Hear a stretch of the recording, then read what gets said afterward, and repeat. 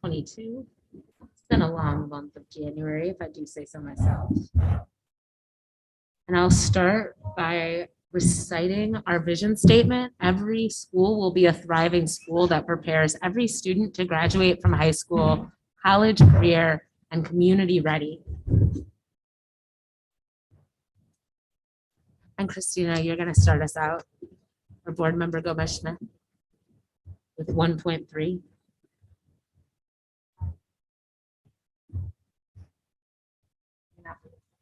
I'm sorry? I'm going to do 1.5.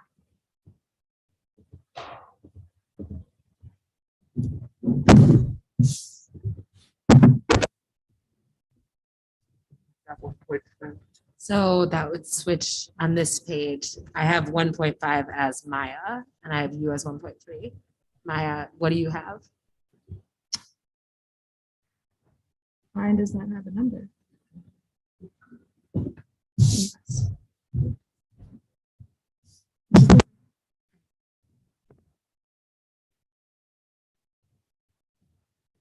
So start with Maya. All right, Maya. And I'm having a hard time hearing for some. All right, so you're going to start us off with 1.3 in the agenda. Yep. So we would like to have a moment of silence for Jeremiah Broomfield. We'd like to ask for a moment of silence this evening for our district to recognize the passing of Jeremiah Broomfield, who was a freshman at La Follette High School.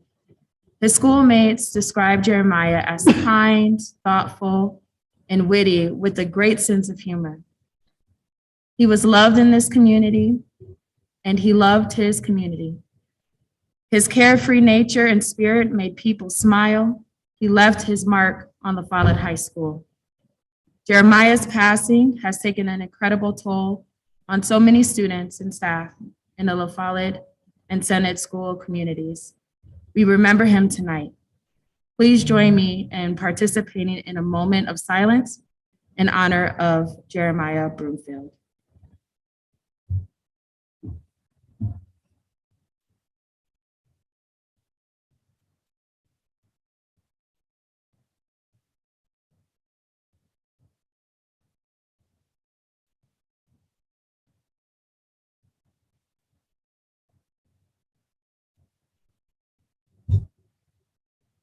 Thank you. Thank you, Board Member Pearson. Board Member Castro. Thank you.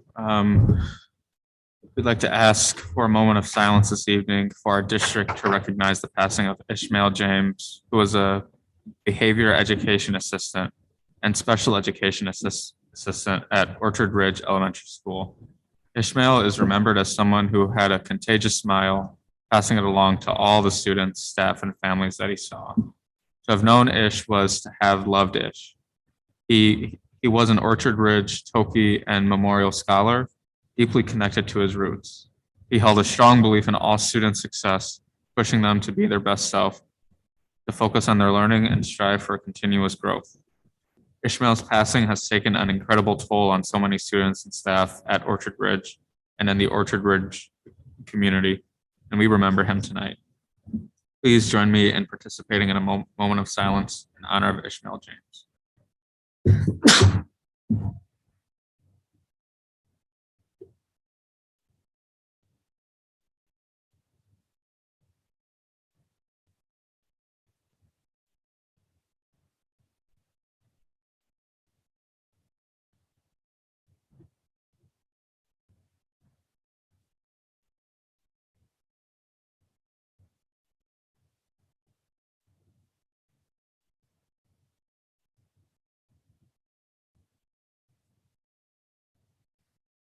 Thank you.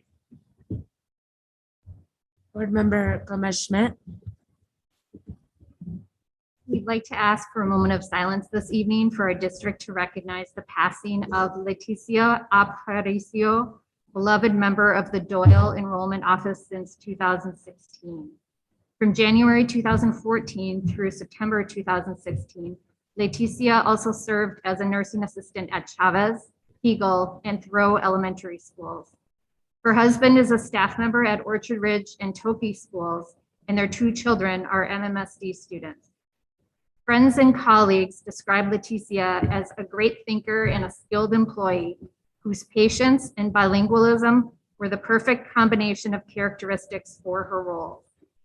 Leticia's passing has taken an incredible toll on so many members of the MMSD family. We remember her tonight. Please join me in participating in a moment of silence in honor of Leticia Aparicio.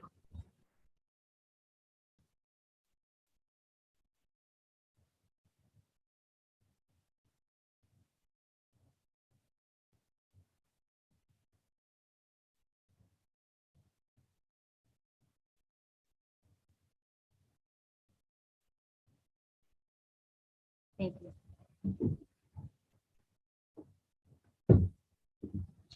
And Board Member Mueller. Yes, thank you, Madam Chair.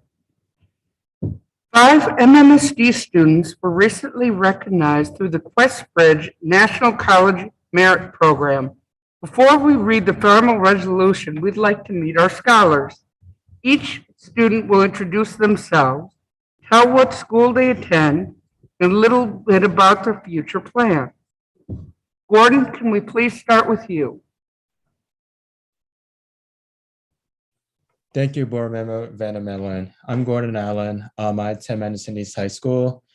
In college, I plan to double major in economics and political science. And beyond that, I have some plans as well.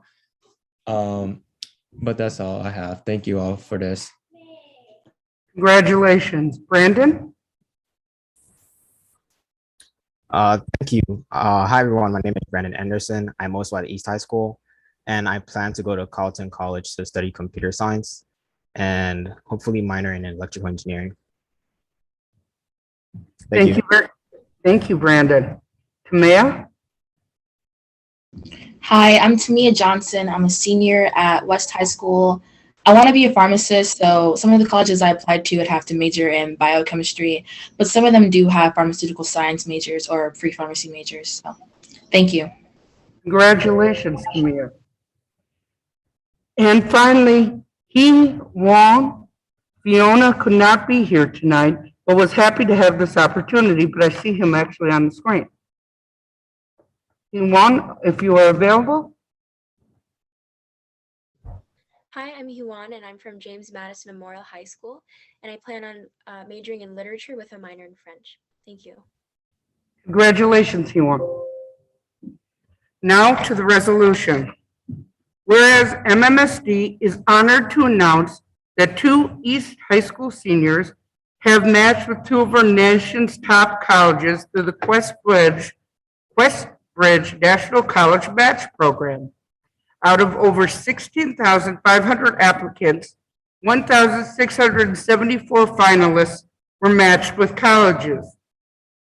This national program connects high-achieving high school seniors from low-income backgrounds with full 4-year scholarships to the nation's top colleges.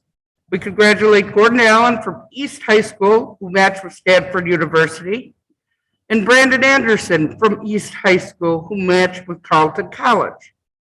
MMSD is also proud to announce that we had an additional 3 finalists out of the 6,312 named nationally. Tamia Johnson, West High School. Fiona King, Memorial High School. Hee-Won Lim, Memorial High School. Yes, I did say that. Whereas these outstanding high school students from across the country have an average unweighted GPA of 3.93 and 94% are in the top 10% of their graduating class. Of the students who reported standardized testing, 82% scored above 1260 on the SAT and 84% scored above 27 on the ACT. Financially, 95% come from a household with an annual income under $65,000, and 87% qualify for free or reduced price school meals. The majority of these new QuestBridge scholars, 78%, are among the first generations of these families to attend a 4-year college in the United States. Whereas QuestBridge, a national nonprofit based in Palo Alto, California, connects the nation's most exceptional low-income youth with leading institutions of higher education and further life activity opportunities. By recruiting, developing, and motivating these students beginning in high school through college to their early career, QuestBridge aims to help talented low-income students attend the nation's best colleges and to support them to achieve success in their respective careers and communities. Now therefore be it resolved that the Madison Metropolitan School District Board of Education and the MMSD community recognizes and congratulates these exceptional students for their outstanding accomplishments and for serving as role models and examples for future generations of students to follow. Be it further resolved, this statement be permanently imprinted in the Board of Education minute for the meeting of January 31st, 2022. Many congratulations to these students. The board wish you the very best going forward. Keep up your hard work and much luck in your future endeavors and in life. Congratulations. Thank you, Nikki. Would all of the students who are here and Mindy Willard, please turn on your videos so we have you on YouTube. And the board would just like to clap and congratulate you.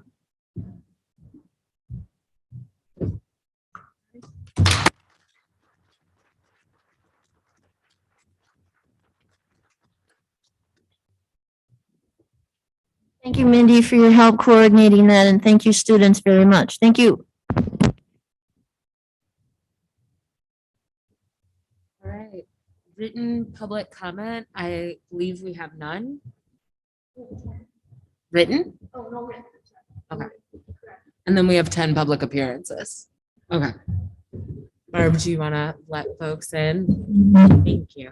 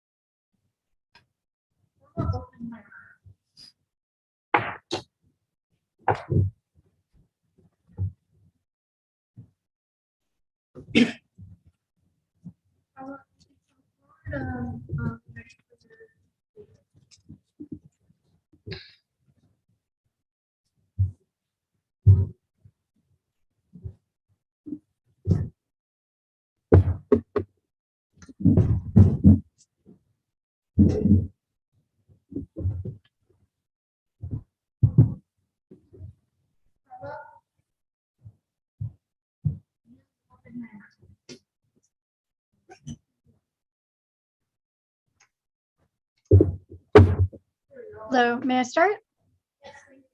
Okay. Hello, my name is Carla Oppenheimer, and I'm an English teacher and MTI faculty representative at East High School. And I'm here tonight on behalf of my colleagues who wanted to share their anonymous stories about how the lack of COVID sick leave prior to January 11th has impacted them this year. The weekend of January 8th, one colleague reported flu-like symptoms to their principal and school nurse and was told to stay home until they could get a negative PCR test result.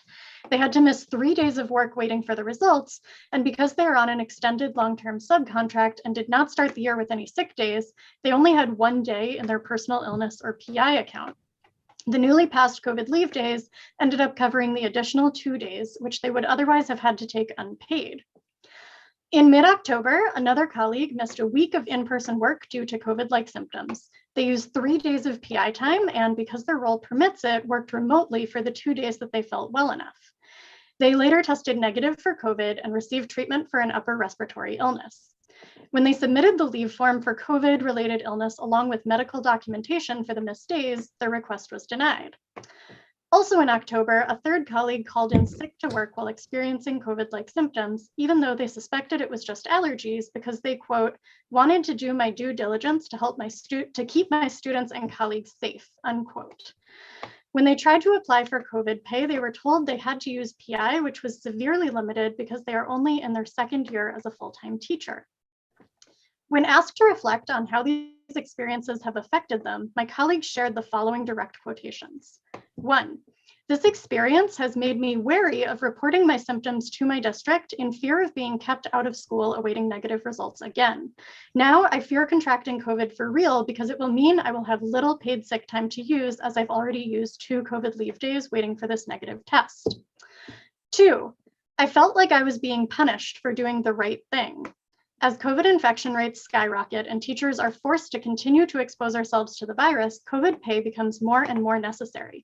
Several teachers are out every day, and we need to be able to continue to make the right choice and quarantine when we are exposed or experiencing symptoms without fear of running out of PTO.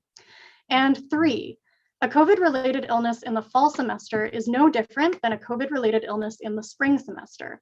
Personal illness days used and/or loss of pay, irrespective of the time of year, all need to be reimbursed the same.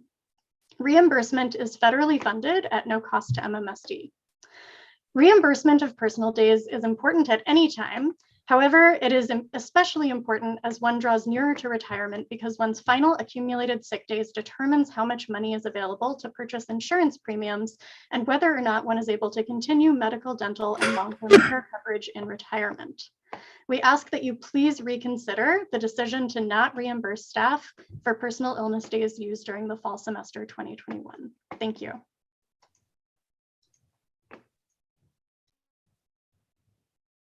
The next speaker is Justin Markowski. Thank you. Good evening, Madison Board of Education, Superintendent, and all concerned persons. First, I want to thank the teachers and staff for your service of all the kids and families within MMSD. Truly, this work has never been more difficult.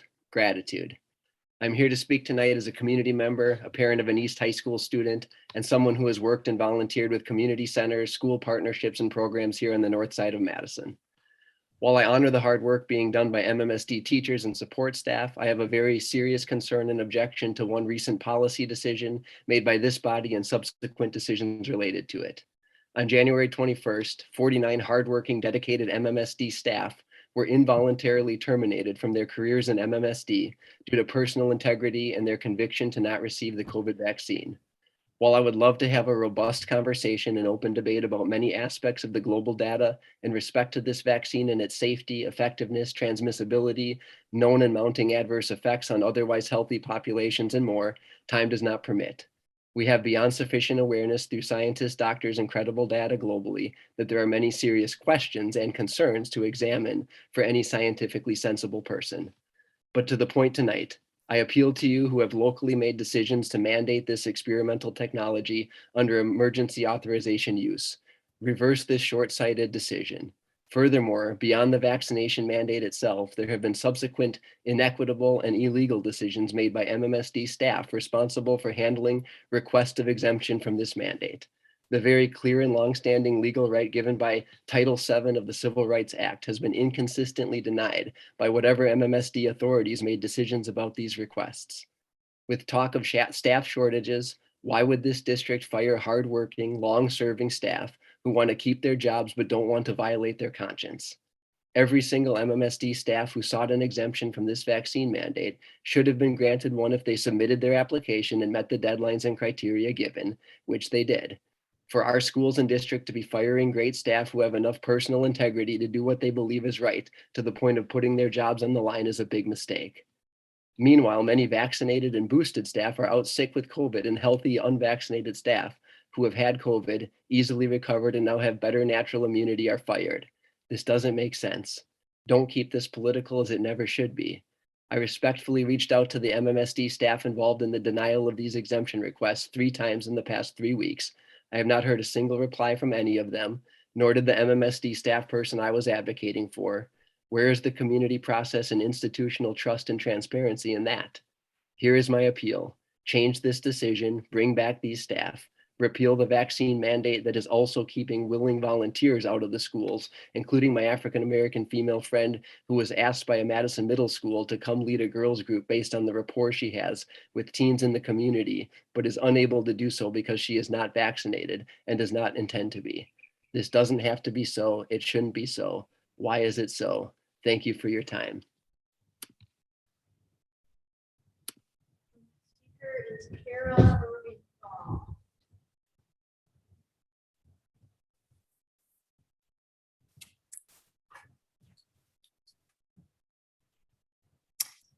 Hi, my name is Cara Bergenthal, and I'm a 4K teacher at Crestwood, and I am speaking in support of equitable treatment for the teachers who have recently been fired because their appeals were denied for the vaccine mandate.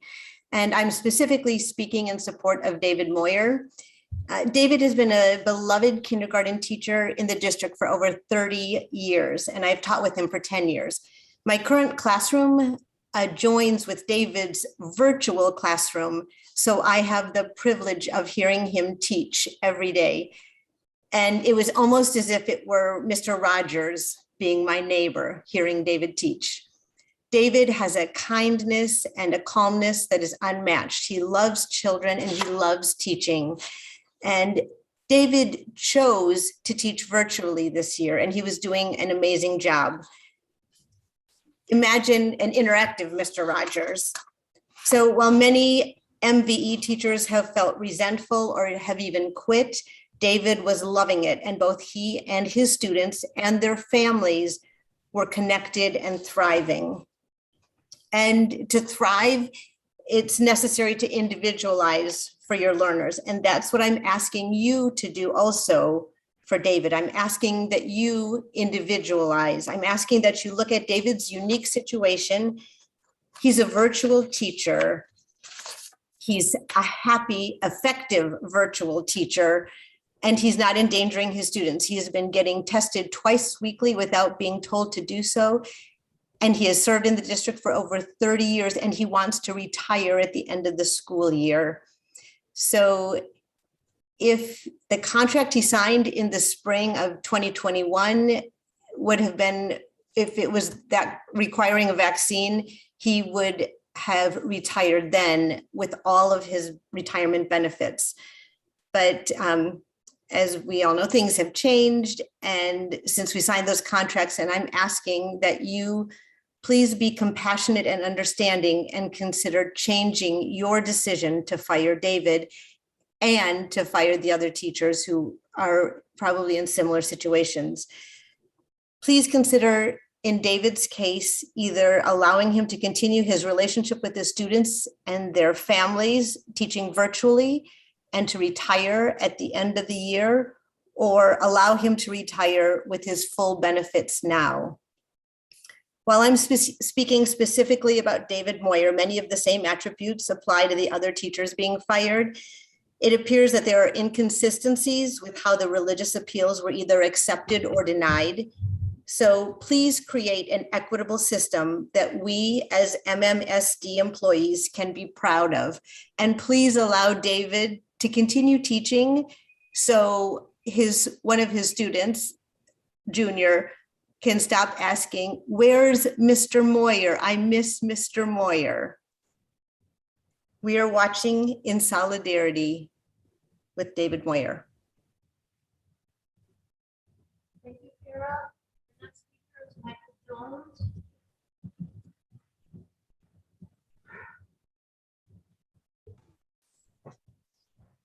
right. Thank you. Good evening. Over the past month, I've been asked frequently by my own membership and parents in the community whether or not district leadership is serious in working with its employees on co-creating the best schools for our children, our families, and our community during these uncertain times. And while I'm trying to stay positive, because I personally have had consistent, substantive, and positive conversations with Dr. Jenkins, the chiefs, and various leaders within the district, I cannot deny the times where it's obvious that other district leaders or representatives either come to our collaborative sessions unprepared, uninterested, or untrusting of our intentions. This was the case last Thursday at our handbook meeting when a key member of the district administrative team, a person who said they were going to respond to our previous meeting's handbook proposals, did not show up at all because they were in another meeting. Mind you, this is a bi-weekly meeting that has been set months ahead of time. As educators working through a global pandemic, we are intimately aware that crises have been constant and unpredictable during these last 2 years, and discussions sometimes need to be postponed or altered. But what was particularly frustrating last Thursday was that while MTI membership at the meeting were expected to give grace for those who were absent or unprepared to discuss what was on our agenda, we weren't even given a courtesy or acknowledgement of our efforts to work with the district. Despite what some tend to believe of our union, we don't attend these meetings just to complain. Neither do we have all the time in the world to meet. For example, members of the handbook committee had to say no to meeting with students who asked for additional support for a presentation the next day. They said no to meeting with a social worker regarding a student in crisis. They said no meeting with a student who asked to meet at school to make up work because they were quarantining the previous week. And they said no to working with multilingual families on filling out an application to Spring Harbor because the deadline was Friday afternoon and the BRS at their school just left. So they were handling all the translations at 2 different schools. All of this work was to be off the clock, and yet our members said no because they thought they were going to be making progress on handbook discussions in order to provide more clarity and support for all employees for the upcoming school year, while so many professionals are leaving the system due to uncertain and unclear expectations. Now is the time we should be working together, and we are ready to, but we cannot be the only side that comes prepared or comes at all. Grace is not infinite and cannot be treated as such. And whatever grace we have needs to be reserved for our scholars and our families, not for certain leaders too busy to tell us that they're busy. We're busy too. And if apathetic engagement is going to be the norm in the future, then you will be hearing more, not only from me, but from former MMSD employees who will make tonight's list look like a drop in the bucket if you're not serious engaging with us in the days, weeks, and months to come. Thank you.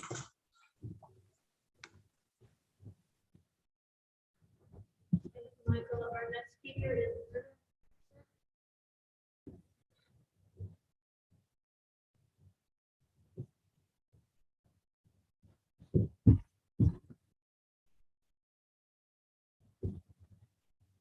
Britta Hansen.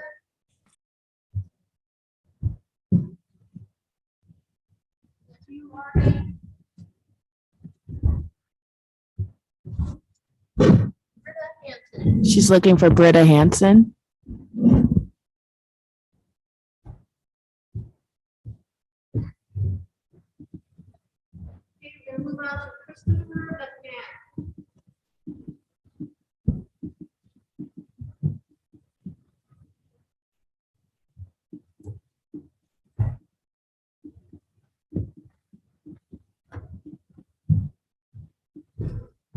Christopher McMahon.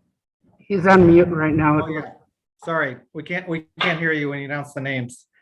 Thanks for taking the time. My name's Chris McMahon. I'm an immunologist. My wife Trina is an environmental engineer at the university here, and we have 2 kids in the Madison School District in 2nd, 6th grade. We're worried about COVID transmission in the schools, especially in the winter when the windows are closed.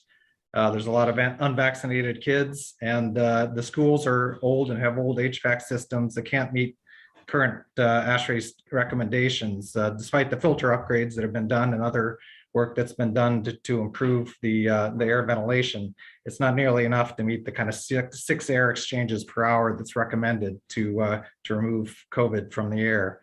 But there's a creative and simple solution that Professor of Air Quality has come up with. And it's simply 4 high quality filter units that are connected to your standard kind of floor box fan. I can show one to you here. So it's just sort of a big cube. The fan. And so these are being used across the country at schools and universities to deal with the COVID epidemic. They're proven to work. They've been proven to remove aerosols from the COVID aerosols.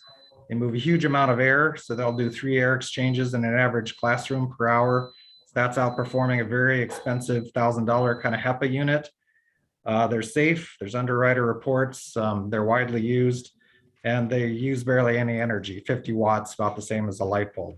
So we proposed raising money, working with the PTO, giving units to teachers who wanted them, and also figuring out kind of a low-cost way to figure out which schools needed them the most, which ones have the worst air ventilation. But this wasn't approved. We've had several conversations with Cedric Bodo, who's on this call, and others. It's equipment that's not approved. The consultants that looked at HVAC systems at the time didn't recommend HEPA units because they don't move a lot of air and they're very expensive, so it didn't make sense. But we've tried to have meetings. MMSD has been unresponsive to move it forward, get it in front of you, the Board of Education. That's you're the people who need to approve the use of these. We did give units to teachers last fall. They used them, loved them, no noise problems, but now those units have been confiscated and nothing's moving forward. We've been told that you folks are too busy dealing with staff shortages. So there you go. So what we'd like is basically to get an okay for emergency use. We're in the middle of an epidemic. These can help. They're safe. We'll supply them. And also a way forward. There's low-cost ways to figure out which schools most need them so that we can give kind of an equitable way to distribute them. And that's it. Thank you for your time. Thank you, Christopher. Our next speaker is Karen Evenson.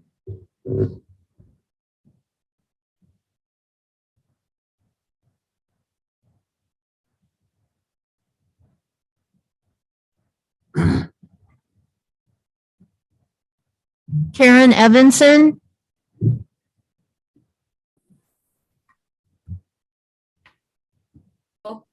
Hello, Oh, sorry. It's okay. It's bath time. Hi, my name is Karen Evenson, and I'm a kindergarten teacher at Crestwood Elementary School. And I am just here to talk about the vaccine mandate. I don't have any wonderful speech prepared, but I'm just going to speak aloud. So I've worked with David Meyer. I'm talking on behalf of him. I've worked with David Meyer for the past 4 years, and I've learned a lot from him. This is my 14th year teaching, and I've learned a lot from him. And through the time that I've worked with him, I have learned a lot about his love for God and for Jesus. And as much as I disagree with him in his politics, I disagree with his decision of getting the vaccine. We do not see eye to eye on many things, but I consider him a very good friend of mine, and I respect his differences, and he respects my differences.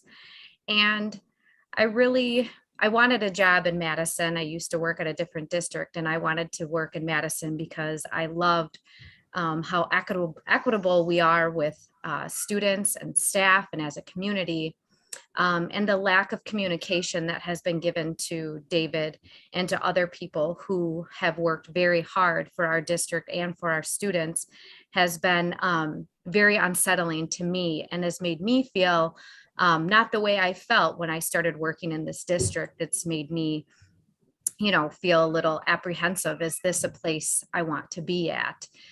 Is this a place where I want my children to go? Because that's where they are going to go, is Madison School District.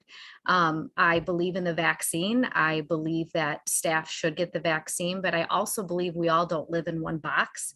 And I think that we need to talk to these people who don't want the vaccine and communicate with the staff who might not be able to get the vaccine or have different beliefs than we do. And I think my big plea is that we are communicating. There's been no communication with these staff members, and our community at Crestwood is heartbroken because we love David and he is a huge center of our community. He's given over 30 years to Madison Metropolitan School District. And I feel as an employee at Madison and as administrators and school board members, he deserves respect from us, whether we agree with him or not. He's given 30 years to families. He's in our community. And so my plea is that you let him retire, let him work at home for the rest of the year. And he has a unique situation. And I feel like if board members and administrators were communicating with him, we could have really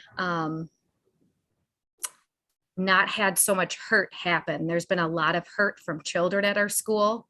A lot of children are speaking out about how many staff are leaving. Children are saying things to their families. Where's David? Oh, he got fired because of this. Families are talking, kids are talking. The kids are hurt. And that's what makes me the most upset. The kids are hurt. They don't understand and they're hurt. I beg for you to communicate with these staff members, whether you believe in what they believe or not, and also have equitable practices about who's getting the exemption and who is not. Thank you for your time. Thank you, Karen. Our next speaker is Ariane Hooker. Hello, my name is Ari, and I'm an elementary teacher in Madison. I am also here to talk to you on behalf of David Moyer, a kindergarten teacher at Crestwood, and other staff in his same situation. David has taught in Madison for over 30 years. He was able to retire last June, but he loves teaching so much, he really wanted to stay another year. David Moyer has very sincere religious beliefs that are not for any of us to judge. So he can't get the COVID vaccine. He applied for the religious exemption and was denied twice and had no explanation and no discussion. He tried and I tried to talk to the district many times with no response. Understandably, we have many new policies and regulations due to COVID. And when we're dealing with people who have feelings and who have different beliefs, we need to show compassion. David Moyer and other people in his situation should be treated with respect, especially after spending 3 decades in service of children and families in MMSD. I'm here to ask you for another option for David and other people in his similar situation.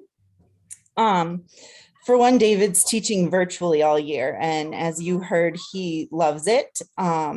If he's allowed to stay teaching until the end of the year, there's no risk to students and families. He can retire in June, but being fired after working for more than 30 years, he's losing his retirement benefits. He's being fired for his religious beliefs, which are not for anyone to judge. And another option, if you're adjusting policies, could adjust the policy of not being able to retire until June, allow people to retire now so that they can keep their benefits. This would show that the district really cares about their employees who spent their life in service of teaching. Another option would be to allow the people to take a leave of absence until June and then retire. I mean, I understand the need for new policies and procedures because of COVID, but I don't understand how people's religious beliefs can be judged as valid or not. I don't understand why people are being fired after 30 years of teaching in this district with no communication, no appreciation or compassion. Can you please show that you truly care about your dedicated staff and either grant everyone who applied the religious exemption, especially David Moyer at Crestwood, or allow him to retire early or allow him to take a leave until June and then retire? That way he can receive the retirement benefits that he earned over 30 years of teaching in Madison. And I know that other people are in similar situations and the staff are really feeling scared and that they're not valued either if these people can be fired so quickly. So please reconsider or please allow other options. Thank you, Ari. Our next speaker is Alexa Flores.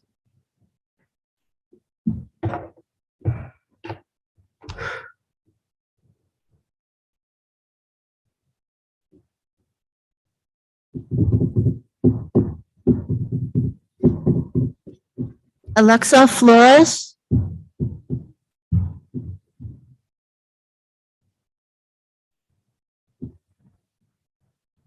Our next speaker, Janessa Anderson. Hi, I'm Janessa. I teach second grade at Crestwood Elementary.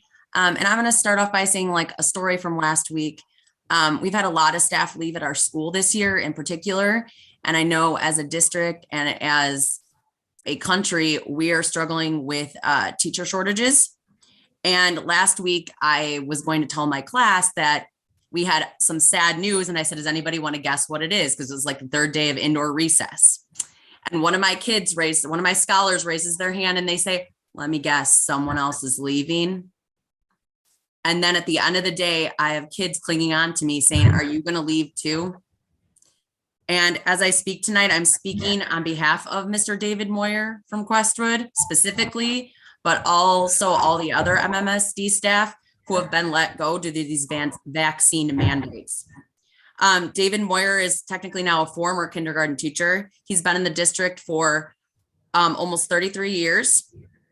He was recently let go because he holds strong religious beliefs against getting the COVID-19 vaccine.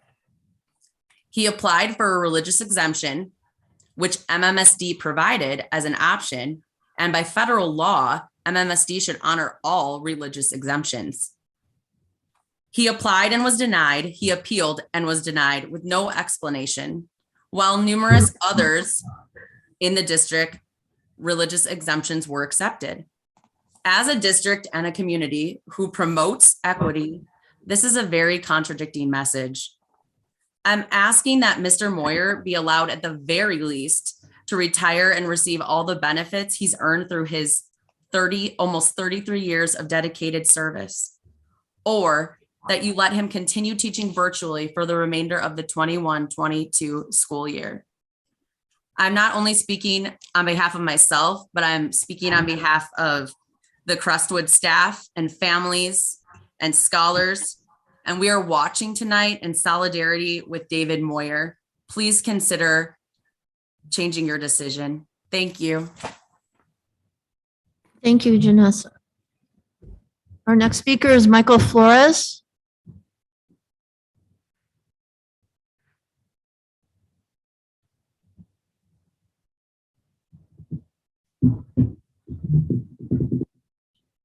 Michael Flores.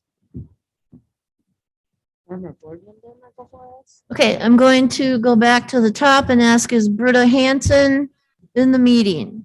Yes, I am. And I think I never got a link, so it's possible some of the people you're calling didn't get the link either. Somebody just shared it with me. So I'm speaking regarding Mr. David Moyer. I have been David Moyer's supervisor for 7 years, and I'm asking that you provide him with the early retirement benefits that he has earned. I, just like Mr. Moyer, have been employed by MMSD for a long time. Over those years, I've been very proud of this district for how they treat their teaching staff, and especially how our current administration touts leading with humanity. I ask you to consider how terminating a 30-year loyal MMSD teacher 5 months prior to his retirement without granting the early retirement benefits that he has earned, leading with humanity. Regardless of your personal choice and feelings on vaccination or the policy MMSD has put in place regarding required vaccination, I don't think anyone who believes in leading with humanity would agree that negating Mr. Moyer's 30 years of service and removing his early retirement benefits is a humane decision. Please reconsider and provide him with the benefit that he deserves. We are watching in solidarity with David Moyer. Thank you, Britta.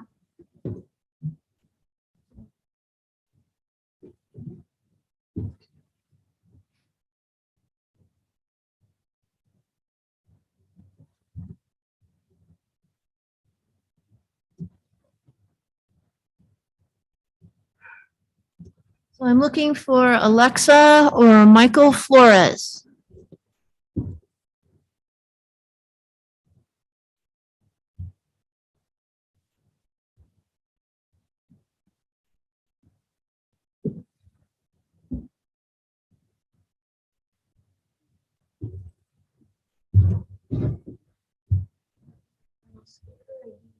To let you know that I can see the names of lines you would add this no. So I'm hoping that there's not. You see all of that. All right, well, I think we're gonna move on, and if that resolves in a different way, Barb, just let me know. We're gonna move on to passing the meeting minutes.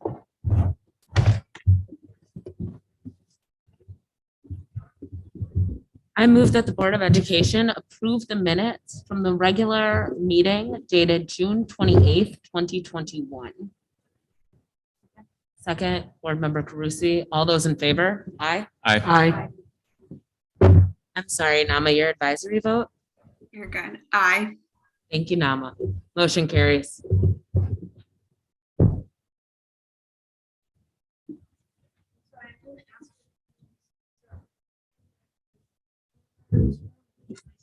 Okay. All right. It's theater voices. All right, so we're going to move on to the board president's announcements. Former MMSD student is going to the 2022 Olympics. Madison Memorial High School alumna Anna Hoffman has earned a spot as the 223rd member of the U.S. Olympic roster to compete in ski jump. Hoffman grew up training at Blackhawk Ski Club in Middleton and now lives in Salt Lake City, Utah, where she attends the University of Utah and is studying biology. Ski jumping in Beijing begins on February 5th and runs through the 14th. You can watch the Winter Olympics on NBC 15 to cheer her on. Congratulations, Anna, and good luck. MMSD student recognized with MLK Outstanding Young Person Award. In MMSD, 117 scholars received the 2022 MLK Outstanding Young Person Award from the Urban League of Greater Madison. The middle and high school students were honored on January 16th with the award recognizing their commitment to embodying the spirit of Martin Luther King Jr. Students nominated were accepted from any Dane County middle or high school with a total of 265 nominees selected in 2022 based on their academic performance, engagement in their school community, and volunteer service outside of school. MMSD school kicks off annual spelling bee competitions across MMSD. 22 elementary and middle schools are taking part in the 2021-2022 Scripps National Spelling Bee, the nation's largest, longest running educational event. The Spelling Bee aims to help students improve their spelling, increase vocabularies, learn concepts, develop English usage, which aligns with MMSD's commitment to early literacy. Last week, 6 schools held their school-wide spelling bee, the winners of which have an opportunity to compete in the local regional competition this February. And with that, I'll hand it over to our superintendent for the superintendent's announcements. Dr. Jenkins. Thank you so much, Chair Moultrie, and all the other board members. Tonight, it's a pleasure to be here, and I must say to you, I really appreciate the way we started this meeting off and recognizing our very own, our student that we know, Jeremiah at La Follette. And I just really love the way and what was read about him. And as I go over to the school, I'm talking to the students, and you're hearing this is a wonderful young person that many people in our community have come to love and know. And anytime we lose anyone, it's pretty bad. We had staff members, Ish, as Mr. Castro said, it's known throughout when I spoke to his father and talked about his love and all the things that he did at such a young age. You would have thought he was much, much older, more time on this earth. He had an impact on children and adults. And then when you look at Letish, one of our very own down here at the Doyle Building and enrollment, and the way we started this meeting off, it was centered in people. And we are in the human business. And I even had an appreciation for some of the speakers came tonight as well. And I said, thank you. I just also wanted to start before my report. I want to mention about the fact that we just had what we commonly know as a student activity, a basketball game. Families come together. We as a community, these are the basic fabrics of our community. We want our children to have a great time. We want to have a great time and we want to enjoy it. Unfortunately, at the game in Beloit, there was a situation and there was a shooting that took place that ended up in the death of a young person that belonged to a family. And I want to say that though I am so happy that our students in Madison came back home safely, they were still with trauma, haven't experienced something like that. The students in Beloit, they were with trauma all weekend. I've been fielding calls about the incident. And I know, yeah, it happened in Beloit, but it was a human being that we lost, and it was a child. And I just say to all of us, continue to keep one another in our thoughts as we move through our day and as we do our work. Remember, at the end of the day, we're dealing with human beings. And if this dual pandemic haven't taught us anything, it's taught us that we need one another. No matter how tough the situation gets, we all need one another. So I said that as I get ready to start off with an update, we came back to school. We took a pause in January because of the science and what it was sharing with us. And we've been a district that proudly have stepped up and said, we're following the science. And we're going to keep our students and our staff and our community safe. And we're going to be responsible. So we took a pause, January 3rd, coming back. And I'm going to share the report with you now. So if you can just follow along. I want to definitely, before I begin, share my gratitude for this group of amazing individuals, staff we have here, working together to try to say, hey, what have we learned from COVID-19? And now the Omicron has come along, how can we come back to school and stay in school? You see all across the country, you've seen the stories, editorials from the State Journal, Capital Times, 365, everything in national news. This has been challenging this year to open schools and stay in schools. Schools have opened and closed back down. And we said as a staff, how can we move forward now? And I'm going to share a dashboard that we've come up with that we're going to have internally for you to look at. And we're trying to work through it so we can get to the point where we could also share it out in the community. But in this, I just wanted to say thank you to that group of people that you see there who have spent time, day and night on this, and a lot of their own time trying to make sure that we can communicate this out better. So in the next slide, you see here, we're talking about our COVID dashboard. I'm sorry. Oh, okay. Sure.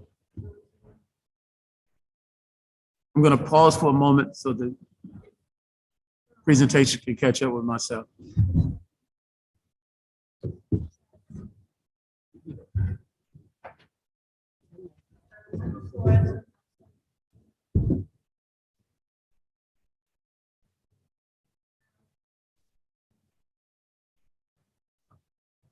I'm perfectly fine pausing and having the speaker want to do that. I'm good. We can have the speaker go first. Thank you for your flexibility. I really Yes, appreciate it. no All right, doubt. let's bring him in.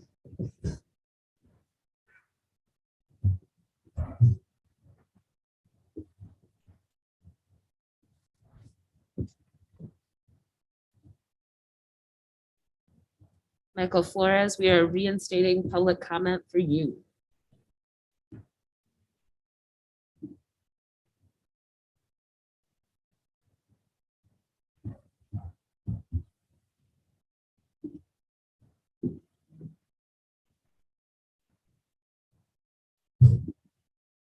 Perfect.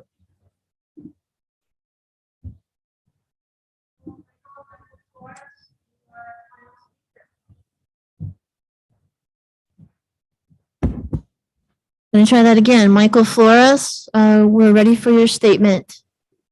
Hello, Barb. Thank you.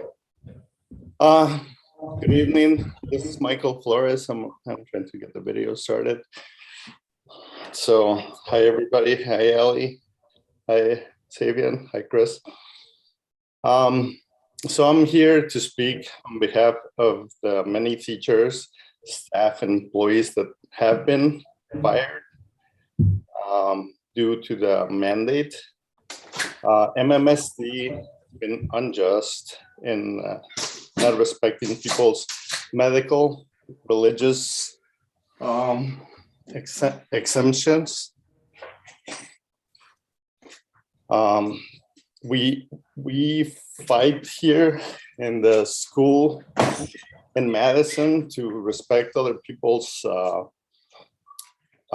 beliefs, respect who they are, and to intrude into their personal beliefs, to intrude into their medical issues that may prohibit them from taking the vaccine, and not giving them an opportunity, and then firing a dwindling staff that we have at La Follette. We experience under 40 staff members not being at La Follette, and that same day we had students getting into fights.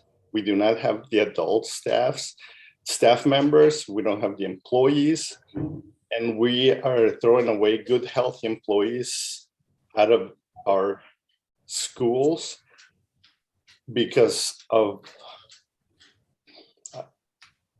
decisions that have not considered, that have not weighed and considered effectively. Things such as aspirin, even an aspirin has contraindications. If you give a child aspirin, they could have serious issues like Reyes syndrome, and things like that were ignored in the Latino community till finally there was that research. Anyways, there is contraindications. People have allergies. People have their various religious beliefs that I don't think we're in a place to force an individual, and we're not in a place that we can sacrifice faithful, dutiful staff members or volunteers into our schools. So anyways, I'm rambling and I got distracted with the interruption of the Zoom. So I apologize, and let's make our district better. We're suffering in many ways. And sorry, my cat and my dog over here. All right, thank you. Thank you, Michael. Flores. All right, Dr. Jenkins, we're ready for your presentation. Okay. And Barb, did you want me to, let's just go to page 3. Basically, in the beginning, I just wanted to acknowledge the many people and the work they put in to make this together. And if you go to page 3, I'll start there with the overview of what we're doing. Everything that we do is centered in our students. That's it. Centered in our students. So you see these pictures of our students, and we all can remember that day when COVID first hit. We never thought we'd be in this particular place nearly 2 years later. And now that we were in it and we see what COVID-19 did in terms of the number nationally, the deaths and just the pain that's been inflicted on our families and just the virtual schools and all those things we were not prepared for. We're better prepared for it now, given what we have learned. And we keep our centers at the front of it. So the Quest Bridge students that you saw tonight, other students who were finalists, we're trying to do everything that we can to get our students in a place where learning better than what we knew it can continue to happen for all of our students. And you see the Institute, various Brookings Institute, various data that's coming out, talking about the learning loss, talking about the social emotional and the mental health challenges that have occurred because of the uncertainty in school.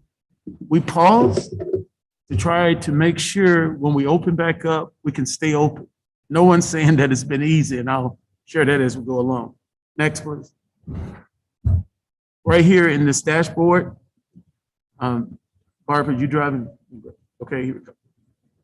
So next, here, we're talking about our COVID dashboard. This is the new dashboard. It displays the count of COVID cases at MMSD. And then we also have, over time, alongside Dane County and the state of Wisconsin, our previous board only just showed MMSD. It also shows the current and cumulative number of cases per school and takes a look at demographics, because we wanted to make sure in MMSD, whatever we're doing, we maintain our equity lens to the work. So we wanted you to be able to see that, and we wanted to be able to see it as a team. This is also talking about the MMSD data represents weekly aggregated counts of cases, displayed both as weekly rates and as a 14-day current caseload. The data is collected through district screeners, processed and follow-up recorded by MMSD Health Services, our nurses. And let me tell you this, our nurses have not taken off since this COVID has hit. What we're talking about is recorded by them. They're doing overtime. A lot of people are working overtime, not just doing their regular job, but they're doing jobs above that as well. Data on close contacts and quarantines is not included, as MMSD changed our process, as there were too many cases of close contacts and we were trying to keep up, and we did not have the appropriate testing materials to continue to go in that rate.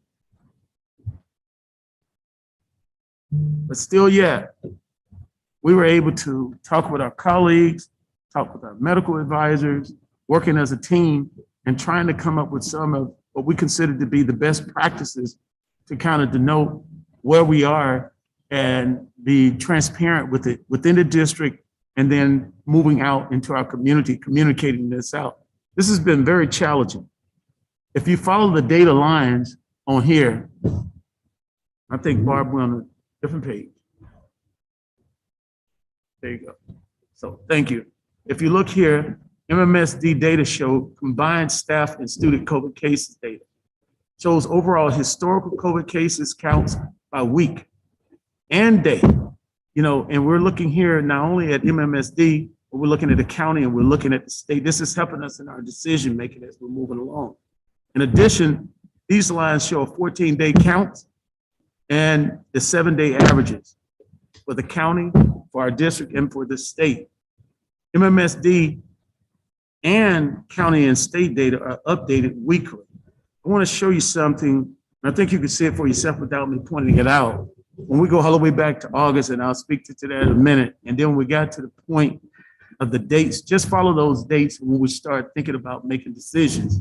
And what Dr. Fauci was saying on a national level, what our Department of Health was saying, what our county was saying, in terms of this new thing that came in called the Omicron, hitting our state about around December the 5th. Just look at December the 5th, move until we get out of school in the fall, and look at what we were seeing and what we were beginning to make our decisions about what's going on in our community. Then when you look at the next slide, what we wanted to do here is to give us the ability to show current 14-day cumulative COVID cases count by school building. This is what we've been talking about, and we want to still be equitable, right? So we want to look at the school buildings, but we definitely don't want to identify an individual school. So we were looking at the percentages on the left showing the percent of current staff and students identified as a positive COVID case. Data are updated weekly as we're trying to do this. And we were also just trying to make decisions as we were coming back, and we couldn't have done this had we not paused like we did to think about how are we going to do this and try to keep our schools open. That was our main thing of trying to come back on January the 10th. These data dashboards show you exactly how we were making these decisions. Next part, please. This particular snapshot here shows MMSD data, state data as well. MMSD data show the percent of current staff and students accounted for in a 14-day COVID count.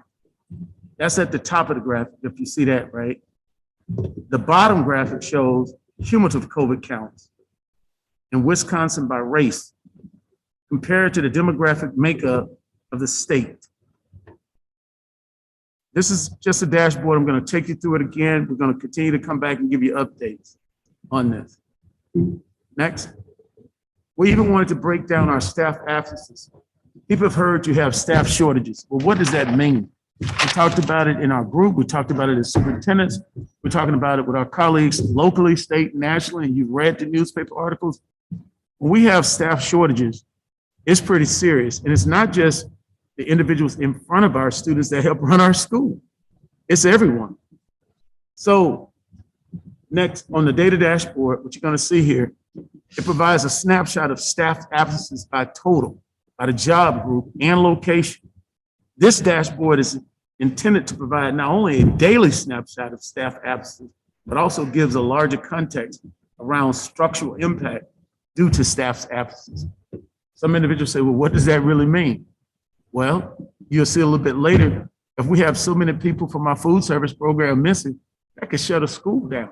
No lunch for our children. We have so many bus drivers missing.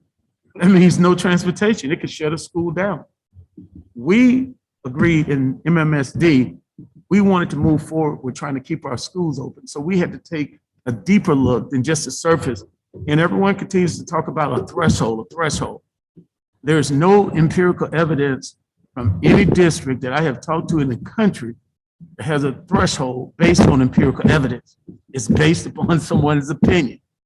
You have to see at what stress level on a school, because you can shut down classes and not the whole school.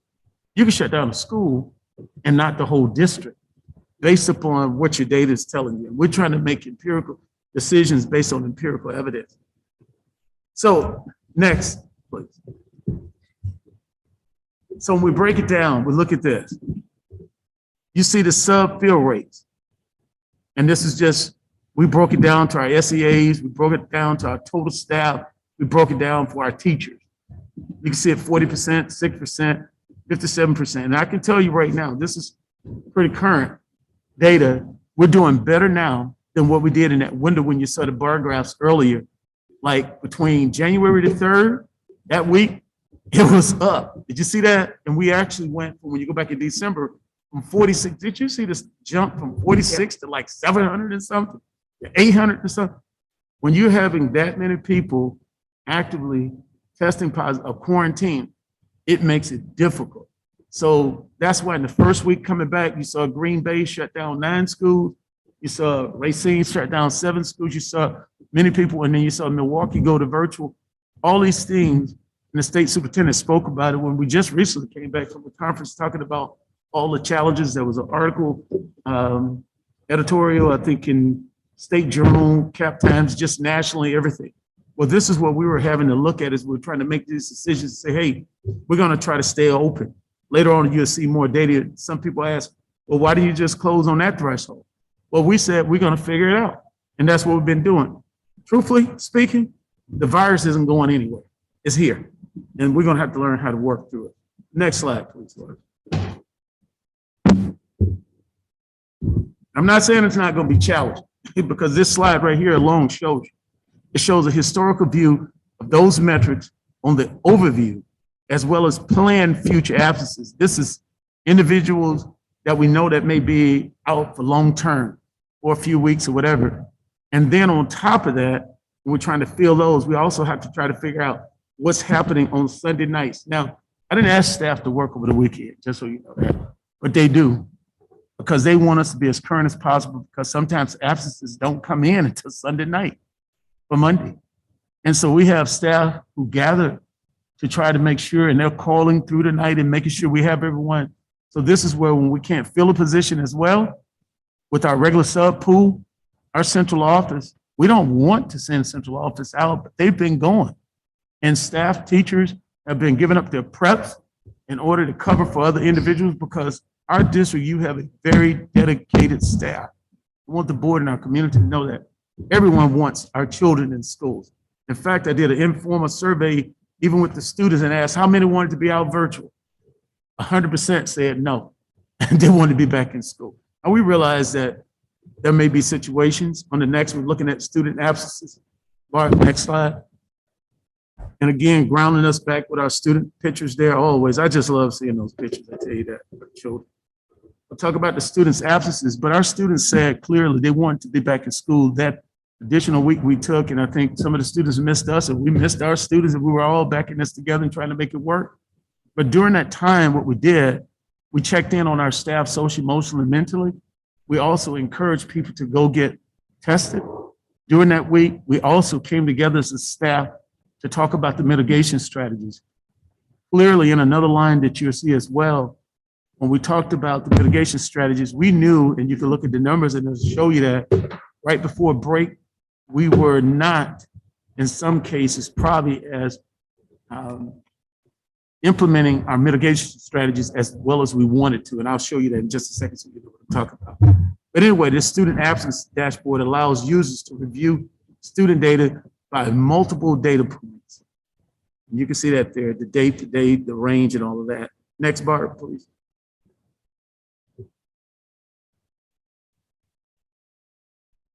I just gave you a snapshot of what we have, and you can go back to any slide here and we can kind of talk about it in terms of what more you think you need, but this kind of gave you a glance at where we're going as a district to help you, because we're making decisions, but you also make a decision. We appreciate all that you've done and the patience that you've shown and the support that you've given in terms of what we needed as a school district to make the decisions that we needed to make. Thank you. Board Member Mueller. Yes, I want to say thank you for sharing with the public and everyone this data. That's the question I get the most. What are you basing the data on? What science are we focusing on? I think this really explained it well. The other concern I hear a lot on is masks and teachers, and I think that could all work in with our mitigation strategy. And I hope that this explains to the public better what we do at MMSD and that we're just randomly making decisions. Oh, no doubt. Thank you so much for bringing up the whole mask, because that's been a big discussion. Initially, there were some discussions out about KN95 masks. There's a lot of fraudulent activity taking place. Even when you order them now, which we have some in, we have 100,000 masks for that, but we have 632,000 masks we had ordered when they had said when the information coming out saying that surgical masks were the types of masks. But there's clearly now other evidence, and we're listening to the science, to the doctors, what they're telling. There are articles out there about the debate over the KN95. Our nurses are telling us they have to be fitted. We have ordered some. They're there for some of our staff if they request them. They've been given to the nurses as well, and we have some, they still have to be verified by a third party before we can issue those out, but those were there intended for staff. And I do have to say too, one of our community members, Michael Johnson, I appreciate it. I mean, some of the staff reached out to him. He and I have had conversations since then, but he went out and put it out there about us having masks. We've had a great response, but I tell you, our governor personally, chief of staff reached out to us and said they're there to support us in terms of with the mask and other needs that we may have. I have to also say during this time, the way we're filling our sub rate, it's been very tight. We've been very close on some days to having to think about if we can go with it. And everyone said, let's do it. And we did it. But the volunteer response, which by the way, we're hoping to see our volunteers start to come in this week and next week, that response was amazing. I thank the governor, but I also thank our own mayor. She jumped in this as well, and other individuals in the business that I call out to them. And they're also having volunteers to come to our district to try to support us, and we need them. Right now, we have just a little bit over 2,000 volunteers, and we still need more. We need people in our classrooms. If you have a license out there, if you have a degree and you want to get certified, please contact us, because we need people in front of our students. And more importantly, we really need to help some of our frontline teachers not be so burdened with having to sub all day and not get a prep. So thank you for bringing up the matters. Board Member Carusi. Dr. Jenkins, thank you so much for this presentation. I really appreciate getting to see the dashboard, and also the access that the public has to this data is really important. So thank you. I have a question about teachers who are covering for their colleagues who are absent in their schools. Specifically, I have a question about the bonuses that are being paid to staff. First of all, have we started paying those bonuses? And secondly, these are being paid as bonuses and not as salary. And I'm just wondering if there's a different tax impact on staff in paying them bonuses rather than giving them a pay bump for that work. That's a very good question. I'm going to ask Ross, and we also have Mr. McPherson and Ms. Caradine here. Yes, we have started with the substitutes and also with our staff, and we did change the rate, which you voted on that, and I appreciate you doing that. And I think we may have to even come back again about our substitute rate. We're getting the bonuses there, but in terms of just the day rate and just being competitive, raising that rate. I'm talking about the average day rate, not the bonuses. So Mr. McPherson and Ms. Caradine, could you speak to those two questions? Yes, Chris, good question. In regards to bonuses, when you pay bonuses to staff, it is automatically taxed at the highest payroll tax bracket when paid to staff. However, when your taxes are reconciled at year end, it'll still be averaged across the entire amount you're paid in a given year.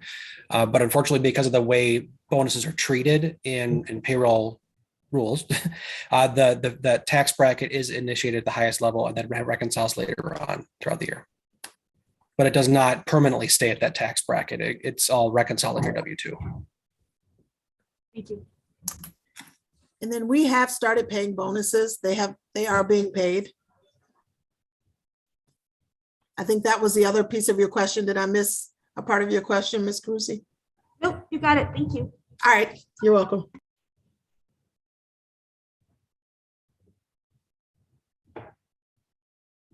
Any other questions for the superintendent? I want to thank our subs and our teachers, everybody who showed up to school, but also everybody who stayed home from school. We're relying on people to show up, but we're also relying on people to stay home when they're sick or symptomatic. And I'm grateful to everybody who has, who's shown up for work, and I'm grateful to everybody who's stayed home. I want to thank our principals who have helped us to coordinate over the course of the last month. And I want to thank them for giving us a heads up coming back into school after winter break around staffing shortages that we anticipated that first week. I also think we can't thank central office staff enough for what they're doing out in schools. A lot of our central office staff are balancing a tremendous amount of work and still making it out there to support students in schools. And I think that, we couldn't coordinate something like this without your leadership, Dr. Jenkins. And so I think, a month after we were here on a holiday, switching to virtual to be where we're at right now, took a lot of work and a lot of leadership. And I think this district and this community owes you a tremendous amount of gratitude. Thank you very, very much for that presentation and all the work that you're doing. Thank you, Chair Muldrow, but I have to say it's been our staff. And I can't say enough about all of our staff. The nurses haven't taken vacation time off. Everybody, I don't know if everyone knows that. MSCR, they haven't taken, I can just go through the list. So I thank you, but on this one, this is MMSD leaning forward. And our families, I've heard from many who have medically fragile children, they really appreciate the way that we've been pretty serious about this. So thank you for your leadership and this board for standing behind what we know is a serious health crisis as well. All right, we're gonna move on to 6.1, use of assistive technology demonstration.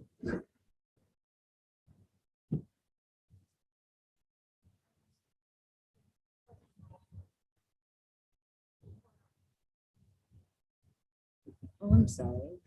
Item 6, report out procedures through instruction work group, Meyer.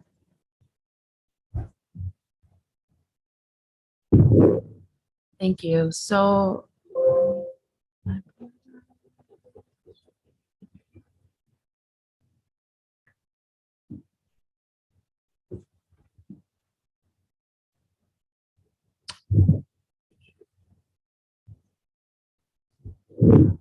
there are no action items this month, but we did have robust conversations at our last meeting. And yeah. Short and sweet. Thank you. Report on items that proceeded through the operating work group held on January 18th, 2022. Board Member Carusi. Thank you. So we began our January operations work group meeting by launching the 2022-2023 budget. We had a conversation about our goals for the budget as well as some of our guiding principles. We also touched on ESSER 2 funds, and tonight we will be acting on a change to the fund transfer for ESSER 2. We then had a conversation about ACT test prep in MMSD, and we will be voting on that in the consent agenda tonight. Finally, we got a wellness policy update, and we are tentatively scheduled to take up that policy in June. Our next meeting is set for February 14th, 2022. We will be continuing our budget development work with a conversation about staffing. We will also get updates on referendum projects and also the fundraising going on at West High School for complementary referendum projects. And finally, we will get a presentation on human resources audit and restructuring. Hope to see everybody there. Going to be a fun Valentine's Day. Thanks so much, Board Member Carusi. Action items that proceeded through the wish section.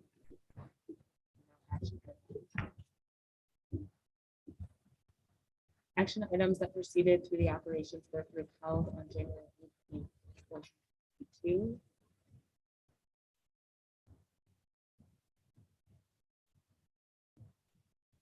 And I'm sorry, moving us to the consent agenda. 9.1.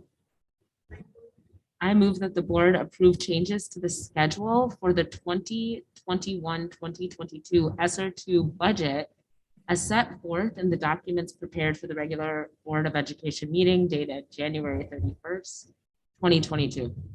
Second. It's really in unison. Any discussion? Nama, your advisory vote? Aye. All those in favor? Motion carries. All right. I move that the Board of Education adopt and approve all of the motions set forth in section 10 of the electric agenda prepared for the January 31st, 2022 regular school board meeting. Exactly as said motions are written. By voting affirmatively on this motion, a board member expresses his, her, or their affirmative vote on each of the motions consolidated hereby, subject to any express separations that have been made by any member of the school board. Second, Nikki Vandermeer. Second, Nikki Vandermeulen. Yes. Nama, your advisory vote? Aye. Any separations or discussion? Board Member Carusi? I have separations 10.7, 10.8, and 10.24, 10.24. Board Member Gomez-Schmidt? 10.18.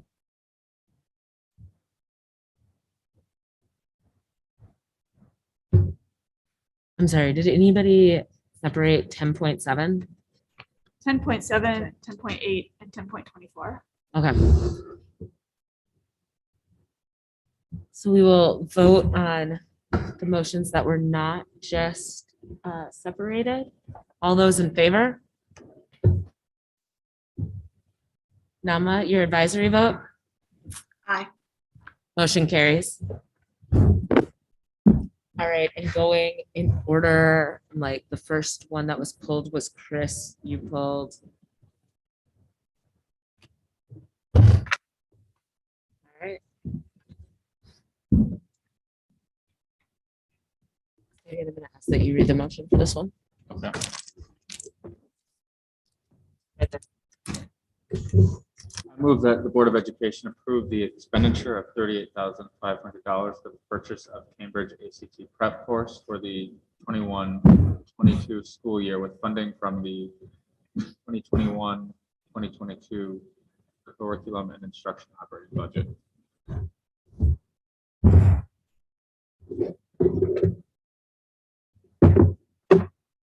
May I please get a second? Second, discussion. So I have a couple questions about this. My first one is, I'm wondering if there's a typo in the total cost of the contract. 179 times 200 comes to 35,800, not 38,500. I just want to make sure we're voting on the right contract amount. Chris, are you directing the question at Ross? I am directing a question at somebody who is working on this contract, just to know if 38,500 is the correct amount of the contract, or if there was a typo. I'm typing it. Cindy, are you joining us about that specific question? Yes, I am here. Chris, the exact amount is the 38,500 that is there. So thank you for asking that. My second question is, we just voted on an ESSER 2 change that adds money for ACT prep courses to our ESSER 2 fund. Is this going to stay on Fund 10, or is this going to get shifted into ESSER 2?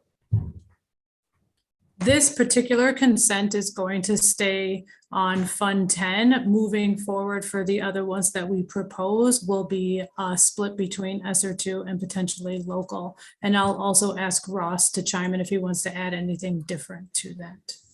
No, thank you for the question, Chris. You're correct. We did this initial cost on Fund 10 using existing C&I funds, and the schedule revision that we just went through earlier tonight is anticipated for future use of ACT prep coursework throughout the rest of the spring and into next year. Thank you, Ross. So I also have a few remarks about this one. So we've got evidence from the class of 2021 that ACT optional admissions policies have brought more racial, ethnic, and economic diversity to college campuses. One study found that these policies resulted in a 10 to 12% increase in college enrollment by underrepresented minorities. So we're at an important turning point where colleges and universities might return to the pre-COVID status quo and once again start to require or mandate ACT and SAT test scores for admissions, or where they could go permanently test optional or test blind.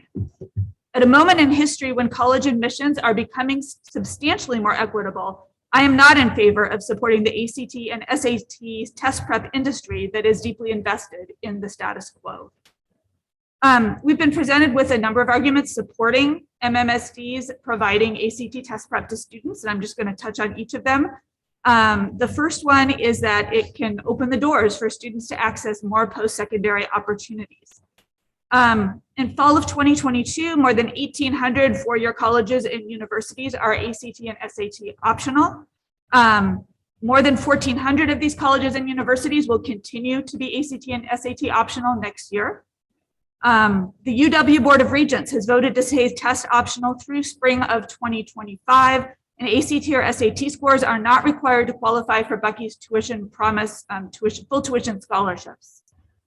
86 campuses nationwide have gone test blind for fall 2022 admissions, which means they will not accept or consider ACT or SAT scores. So whatever happens in the long run, it looks like the class of 2023 will have opportunities to apply to test optional schools, ample opportunities. The one thing that is true is that there are some scholarships out there that either require or encourage the submission of test scores. The next argument that we've been given is learning loss, that this will help address some of the learning loss that happened in COVID. I want to be clear that ACT and SAT test prep courses do not teach academic content. They teach kids how to take tests. They teach test taking strategy. They may review some content, but they are not making up for learning loss by teaching content. I think it's also important to note that SO3 requires that schools spend, or school districts spend, no less than 20% of this federal grant money addressing learning loss. And companies like Princeton Review and Cambridge are beginning to aggressively advertise their services as a way to mitigate that learning loss by buying their products and services. Princeton Review has gone so far that saying that contracting with them to accelerate learning loss will relieve the burden on teachers. I would much rather see MMSD invest in academic programs that teach academic content than in teaching kids how to take tests to mitigate the learning loss that has happened in COVID. The final argument we've been given is that this will alleviate test anxiety for the 200 MMSD juniors who take the class. But if you look at what the kids are going to do in the next month, because they're taking the ACT in March, they're adding 16 hours of instruction, a pre-test, 4 practice tests, 11 quizzes, and 18 hours of supplementary video lessons over the course of a month to regular school and regular homework. Just listening to that and knowing how hard junior year is for students without all this extra stuff, that sounds like a recipe for more anxiety to me, not less. If this was spread out over a few months, it would be really different than trying to cram it all into the month before our students take the ACT. I fully support the spirit of this proposal, which is to level the playing field for students who have been historically excluded from higher education. And even if their proposal was to provide ACT test vouchers for students who qualify for free and reduced lunch, I might not be arguing against this. But given that this really does feel like it's just going to put more resources into a testing industry that wants to go back to a status quo that was less equitable than what we're seeing right now in terms of college admissions, I do not support this. Board Member Vandermeulen. This one is a really hard decision for me. I do not like test prep. I do not like overly testing our students. And I believe teaching to the test is incredibly detrimental and harmful, especially to Black and brown students, but mostly to the disabled who often do have to fight to even get the basic accommodations for that test. However, the only reason I am voting for it is this. I can't guarantee schools won't require these tests in the future, and I want to do whatever possible for our students in the future. I don't want to take the risk and have people not be prepared due to a policy change. Additionally, with the anxiety, I can understand how it could create anxiety, but sometimes you need to learn how to take those kind of tests. And I almost think that having a practice run is necessary. And most importantly, those ACT test prep classes cost thousands. The majority of our students don't have those funds to pay for those tests. That puts them at a disadvantage. So as much as I don't like the testing community, and I don't think we need more tests, I think we do need this because our students are saying we're still doing it. And I think we have to support our students whichever way we can. Board Member Castro. Thank you. As an educator, I believe it is my duty and our duty and the community's responsibility to prepare students to navigate the world that they were born into and that they are going to graduate into, and to help equip them with the tools to change that world for the better. As it stands right now, we do not know the future of the SAT and ACT requirements right now. It has been a tool to exclude primarily Black and brown folks from college and all secondary education. Right now, there is uncertainty around it, as has been said, on whether these practices will continue, largely inspired by COVID.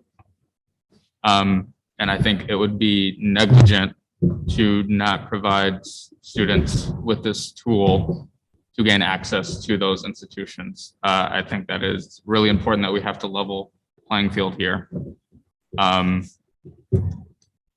Just to go further, I personally do not like that I have to prepare students with the tools to navigate racism in the world, but we have to for survival. And so that's in part why I'm going to vote for this. Board Member Gomez Schmidt. Yeah, thank you. I understand the concerns around test prep in general and the uncertainty we're dealing with as far as what's going to be required in the future. But, my motto is we need to provide more opportunities for more students, and we need to remove barriers to access that have existed for far too long. And I see this as one small step towards doing this. This is the first step for a small number of students. I am concerned about the time length, the length of time. And so I guess my question again for Cindy is, all of those things that are listed as far as that students are going to be able to access with practice tests and quizzes and things like that, will they be able to access those after March 8th? I think this March 8th deadline is really sort of compressing this time frame, and it makes it look like the students have to do all of this in 4 weeks. And can you clarify that for us? Will they have access to these things after they take the March 8th test?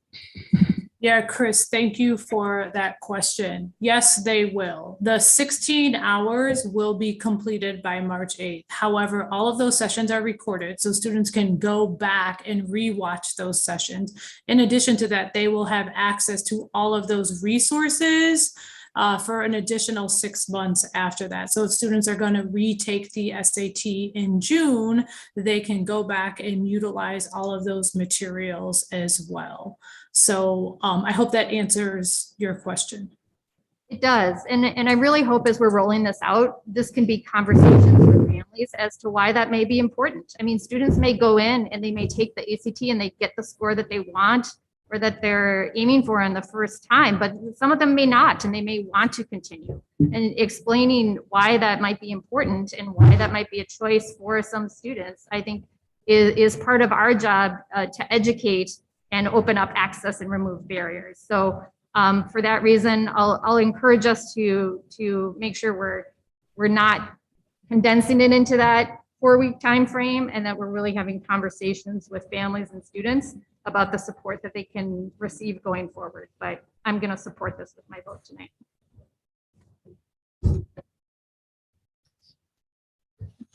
I'm going to call the question. Nama, your advisory vote? Aye. All those in favor? Any abstentions? All those opposed? Motion carries 4-2.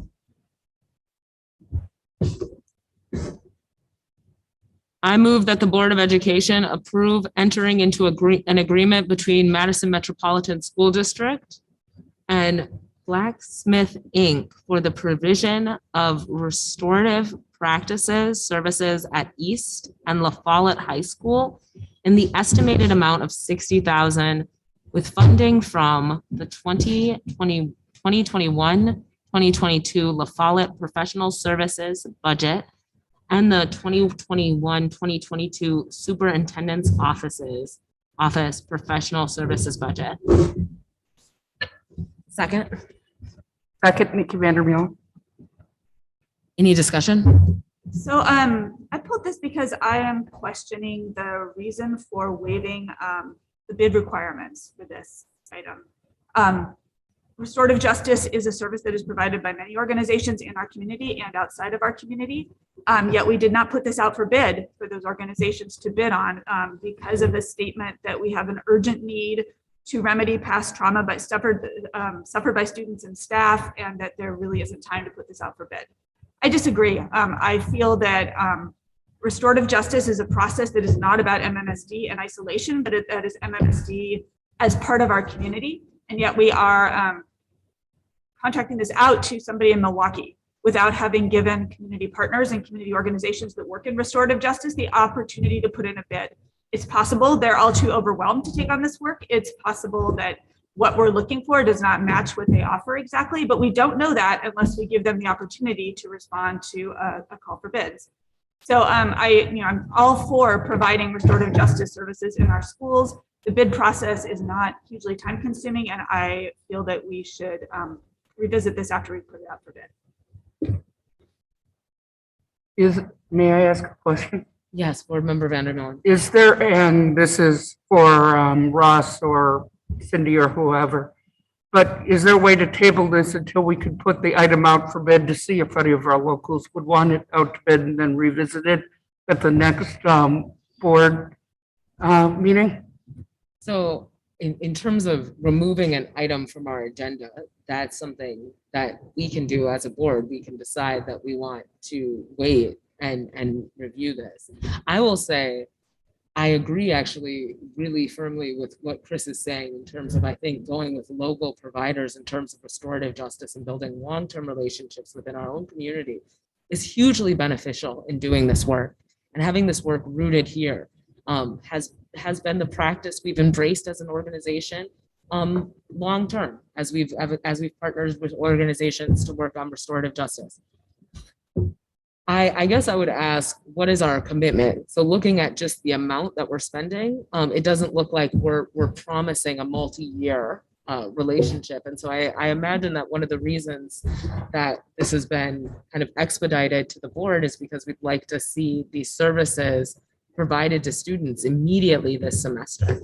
And I think given some of the conversation our community has had around safety, and some of the conversations I've had with students across the district about conflict resolution, I really find this kind of difficult to navigate, because I do agree that, you know, the best option is to get this out to bid. And I also understand that there's some urgency here in terms of our students needing to have restorative justice available to them immediately.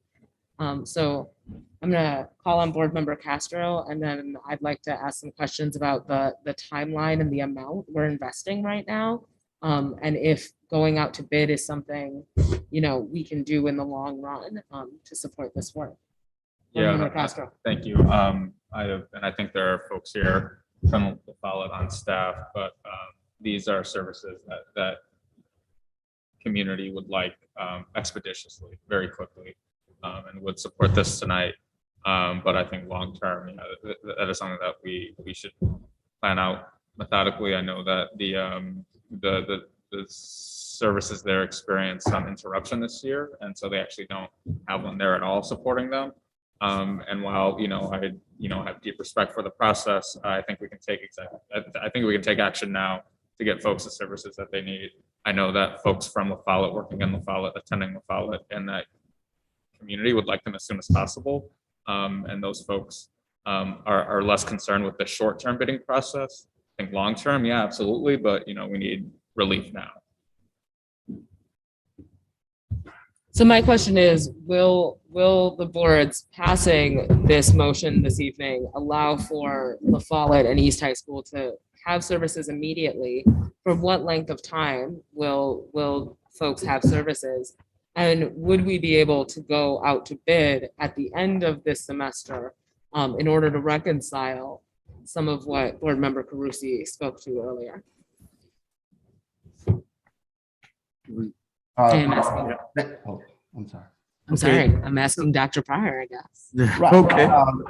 Thank you, Madam Chair. And that's a good question there. And I really appreciate you lifting that. I would like to first of all start off by saying that there's a critical need. La Follette has been without support for a while now. You know, I realize the process of going out for quotes, but this is something that kind of cropped up on us at the last minute. If you can recall, the board actually leaned into Dr. Jenkins in providing extra support for La Follette and East with everything that they have been through this year. The good thing about this is that La Follette has partnered with this organization once before, had a great working relationship with them. The services that we're requesting now is for the duration of this school year and is built around building capacity for the school to be able to do this work themselves. You know, it's a combination of professional development and coaching. And so I would recommend that if we could move forward with this, because the organization could begin work immediately, and moving forward, we will make sure that in the 22-23 school year, we'll definitely put this out for bids. And so if we can move forward tonight with this request, I know it would be much appreciated by the school. You realize that we have in both schools, first-year principals in both of these schools, and they're really reaching out for support. And to the question that was posed earlier, it's an urgent matter. Thank you. Dr. Pryor, I want to ask really specifically, if we vote on these services tonight, when will Easton La Follette begin to receive services? So what date does the relationship between Blacksmith Inc. Incorporated and La Follette and East actually start? Great question. And from my knowledge, immediately, as soon as they make the call and establish a time, a day and time, they can. But I know Mr. Render can speak probably a little more towards the actual time frame. Yes, Dr. Pryor, thank you. And thank you, board members. The time frame, like Dr. Pryor just said, would be very, very soon. As soon as the item is passed, and as soon as the school gets an opportunity to connect with the vendor's ready. And I know that the school is ready to go ahead and receive those services as well. Dr. Render, if you can stay on for just a second, I want to ask, so very soon the services would be launched within the schools, meaning that students would have access to restorative circles and restorative justice starting, later this week and next week. And I just want to make sure that I'm correct on the services that are being offered. So the services that we're purchasing right here, in terms of running a restorative justice program at East and at La Follette. Can you outline a little bit of what those services will include? Yes, I can. And basically, the services, the objective is to make sure that the students and the staff have restorative practices through the training. Of course, the scope of the work is to help aid our students through what's been going on with COVID-19 to help develop interpersonal interactions. So for example, for each school, there's a little bit of different services. At East, they're going to receive services on how to restore relationships, how to make sure they have healthy relationships, also to make sure that they have goals that they're going to set on how to deal with some of the things that we've seen at East with sexual violence.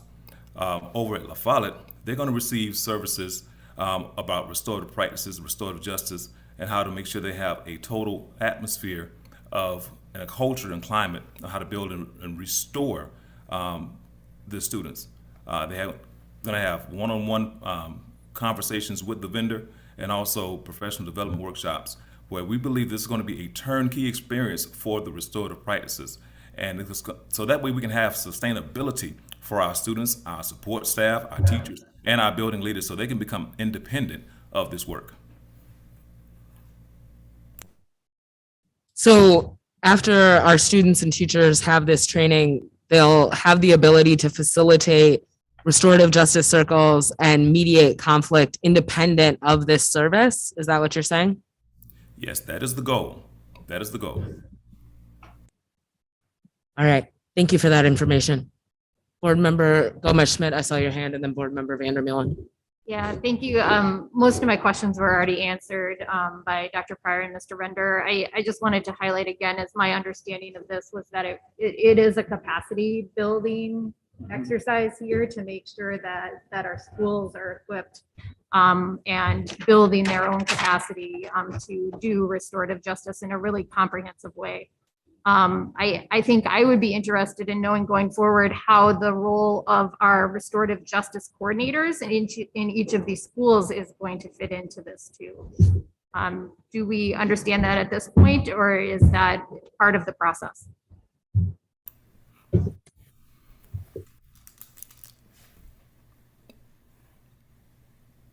I'm sorry, was that question for me? Sure. Okay, so I'll just say that, with the services being offered, we definitely want to make sure that we include our restorative coaches to make sure that they are well equipped as well to serve our community, serve our students, and serve our staff. And so part of it is they're going to receive the professional development workshops, they're going to receive the development of projects, And also included in that is going to be one-on-one coaching. And also we're going to have shovel-ready interventions around restorative practices and restorative justice. So it's going to be a holistic training where they're going to include not just only the staff, but also the support staff, which includes our restorative justice coaches. Thank you. Board Member Vandermeulen. Yes, I'm reminded actually of a conversation that I had last week, actually with you, Ali, which reminded me of this, which was actually quite beautiful. And we were discussing about good teachers and how that when you have a bad teacher, they can cause trauma. I'm afraid if we have a bad provider, even though we're doing it short term, we're going to cause trauma to our students. And I think the absolute goal is to provide service without harm. And I'm not sure that by the time we schedule all these trainings, that students are actually going to get the services they need in a much quicker time frame. I just don't believe they can. In this case, we have local community organizations that are steeped in this pretty well. They know it, they understand it, they focus on it. To me, it'd be a grave mistake not to go local on this one, but that's my personal view. Thank you, Board Member Vandermeulen. I saw several board members' hands come up. So Board Member Castro. I'm sorry, I just want to address that Board as it Pearson. was discussed by Mr. Render and Mr. Pryor, that this particular organization in La Follette had a pre-existing relationship. Is that correct? Mm-hmm. That they had a pre-existing relationship, they know each other, and La Follette community requested them. So I think they know each other. So I don't think that concern would be relevant here. May I add, both communities know this particular partner. Thank you. Board Member Pearson. Yeah, thank you. I just wanted just to say, like, my concern only about this proposal is that I'm not necessarily seeing like, I understand we're building capacity. And I think it is extremely important to train trainers, to train our students to be able to perform this, making sure that they are included in the restorative justice themselves with their peers. But from being at East, I haven't been at La Follette, but being at East, I do know that our students need services now. And that is the piece that I'm not necessarily seeing. And so for me, it's like, I get it, but at the same time, how is this funding going to make sure that the services are being rendered at the moment in conjunction with actually training the trainers? And so it's the holistic piece of it. I'm not sure if this is where like this funding will then, make sure that happens. But I guess that's just my biggest concern, is that it's only focusing on one piece. And I'm not sure like where the other pieces are coming from to be able to provide the services now. That's kind of just a concern or comment, but I don't know if someone wants to respond, they can. Would you like to respond? I would just like to say this, that both schools, as we stated earlier, are very familiar or have worked with this vendor already. So we're not going into it blind. This is, they actually requested this particular person. And with that said, I think they're knowledgeable enough and reflective of enough to just reflect on the last venture they had with this vendor and knowing what they can deliver. I am confident that, based on their requested needs from us, they would not ask for someone that they did not believe in. And so I think that everything that has been lifted here in regards to not only building capacity, but being able to serve the students in the time of need is there. I would also like to say this too. The question was posed, where does our current staff fit in with this piece? They will always be a part of this. And I will say that they will always be a part of this, and sometimes we need to call in additional staff to do it, but there's some things that are at a level whereas we can handle internally at the local school. And so I'm seeing this as equipping the staff and the leadership in these schools to be able to do that, fill that void when it's necessary. And I just want to be clear, that I'm not having any objections to the vendor and who we're servicing through. My only concern is this only a proposal just only for training, or will there be parts of it where we're actually conducting the circles, and that the students are actually doing that work in conjunction with the training? And so that's the only question that I guess my comment was geared towards. I think we should definitely go with vendors that are in our community, but also that students and families and staff are requesting, if as much as possible. So I just want to make that clear. That's not what I'm saying. But thank you, Dr. Pryor, for that explanation, because I think that answered some of the questions of my colleagues. My thing is, are we already providing services continuously? Is this also part of making sure that both sides are being met? While children are being trained, while our students are being trained, are they actually also receiving the services at the same time? Is basically what my concern.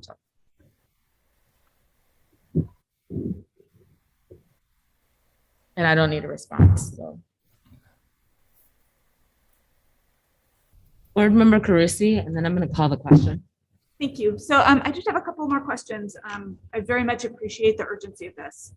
And so my first question is, based on the budget for this does appear to be an investment in professional development, not in immediately like having someone who's going to facilitate circles. I'm wondering what's the duration of the proposed professional development? Is this 1 month, 2 months of training? And how many students and staff members at each of our schools will take this professional development? I really appreciate those questions.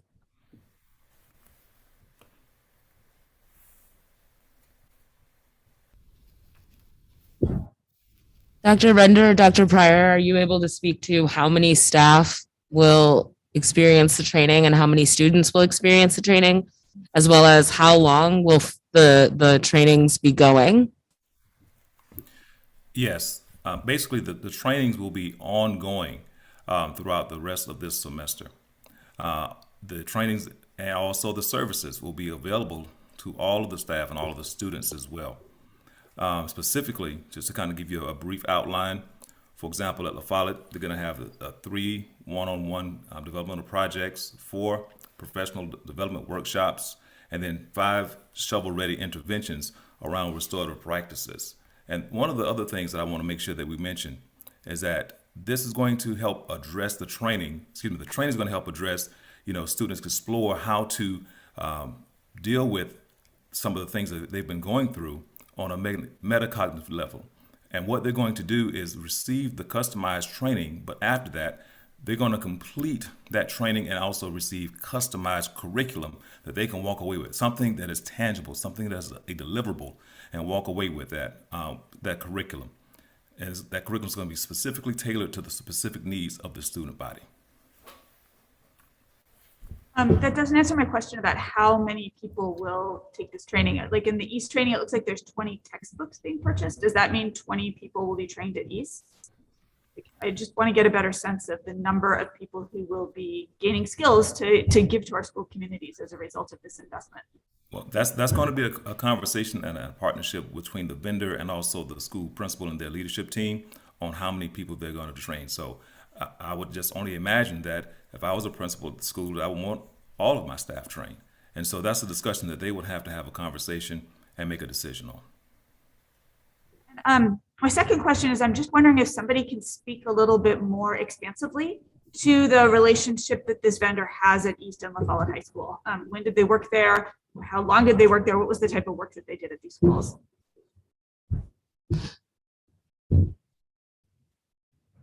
Yeah, I could speak to as it has come to me too, directly from the principals, making this request. Because at the time, if we all recall, we had a few challenges of the pandemic coming back to school at East, top it off, and we had a few challenges at La Follette. And during that time, Mr. Render has been placed at East High School during this duration to try to help with some of the issues our young people were facing. Having him at the school, and a lot of our young people could relate to him. I've heard comments such as Mr. Render was, and I just like went, wow, reminded people of Mr. McPike in terms of his relationships with students he established. So anyway, that's a big comment. Yeah, I know you probably don't realize that, Mr. Render, but that's huge in this community. But then the principal from La Follette called and said, hey, I need support over here. We believe in restorative justice.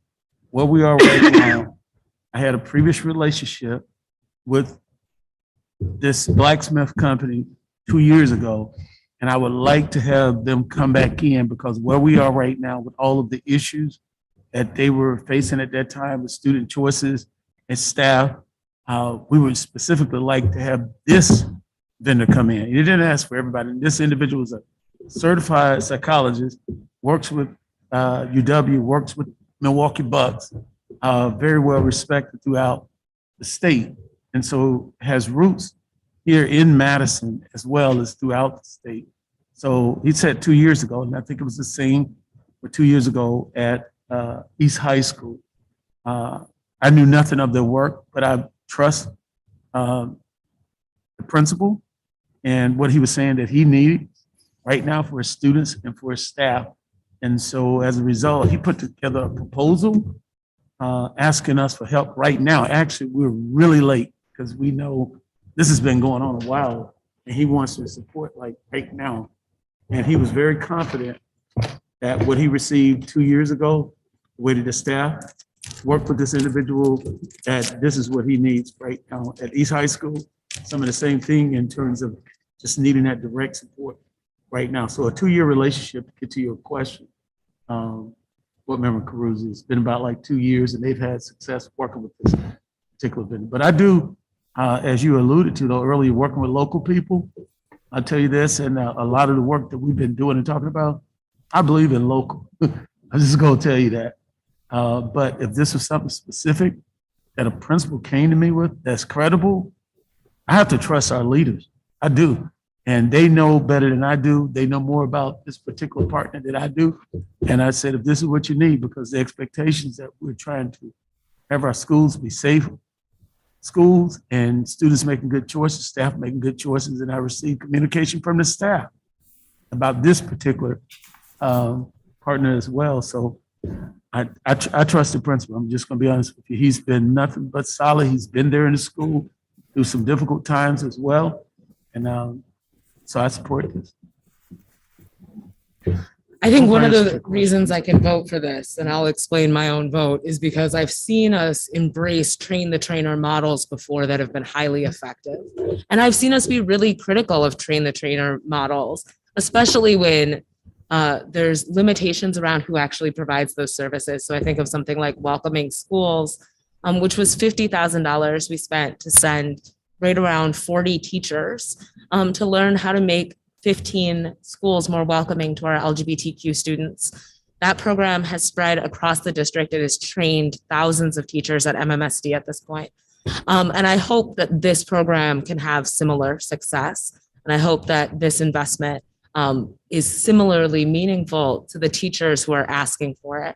And so I do want to weight what Dr. Jenkins just said in terms of my own vote. That this is something the schools came forward and said we need, and we want this support and we want it from this person. And I do want to honor that request. I also think it's important to continue to do this work and to deepen our work with restorative justice. And so I don't think this singular investment is our only investment in restorative justice, nor do I think it's our long-term strategy for investing in restorative justice. And that's why I feel confident that I can vote in favor of it.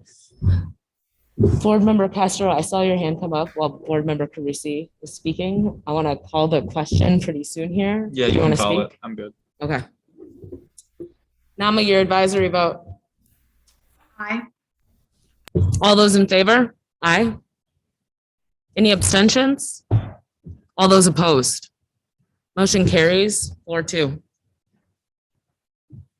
I'm sorry, what's the next item we pulled? It's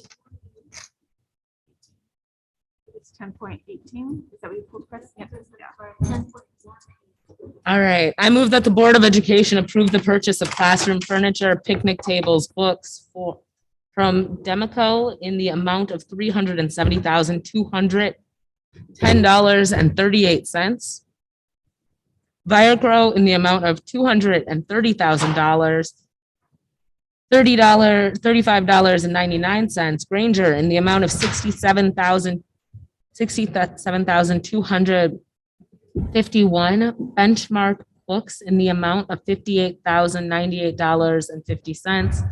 Flyleaf books in the amount of $55,439.36 for a total of $780,982.74 funded by ESSER 2 federal grant.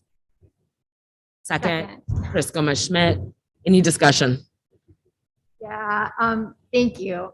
And I guess I should have looked at the motion before pulling this, so I forgot with those numbers.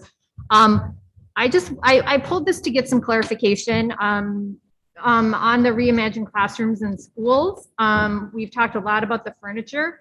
I am wondering if we can get some clarification on the books and what level those are being purchased for, and if it's multiple schools, and how that is part of their reimagined strategy. I guess that might be Dr. Pryor, might be, I'm not sure. Guide it to the right person. Oh, Ms. Jackson. Yes, so good question. Thank you for lifting that. So those quotes are for multiple schools. You'll actually be able to see in the consent memo the exact schools and the amounts that they are requesting for these books. These books will go to continue to supplement classroom libraries, and all of the books that have been chosen are books that align with our district priority of the science of reading.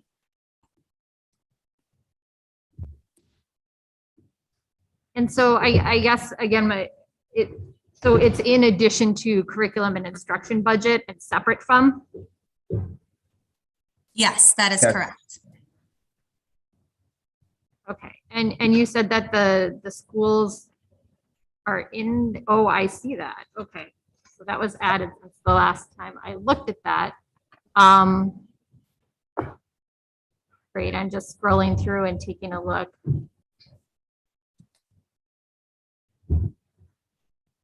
Yeah, I really appreciate that level of detail and understanding what the breakdown is. Can you just give a little bit more background on the books? So the books themselves are largely decodable readers. Decodable readers are what we know through the science of reading is the basis through understanding phonemics and phonemics, excuse me. The books come from two different vendors, one of which we've worked with in the past quite heavily, which is Benchmark. And again, our building principals have chosen these books to continue to supplement the books that they already have in their classrooms.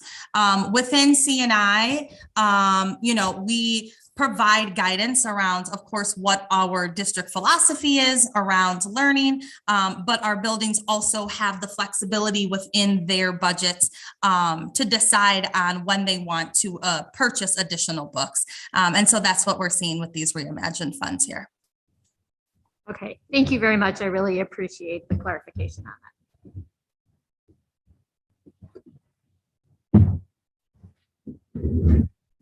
That's all the questions that I have. Thank you, Board Member Gomez-Schmidt. Any further questions or discussions? Nama, your advisory vote. Aye. All those in favor? Aye. Aye. Aye. Motion carries.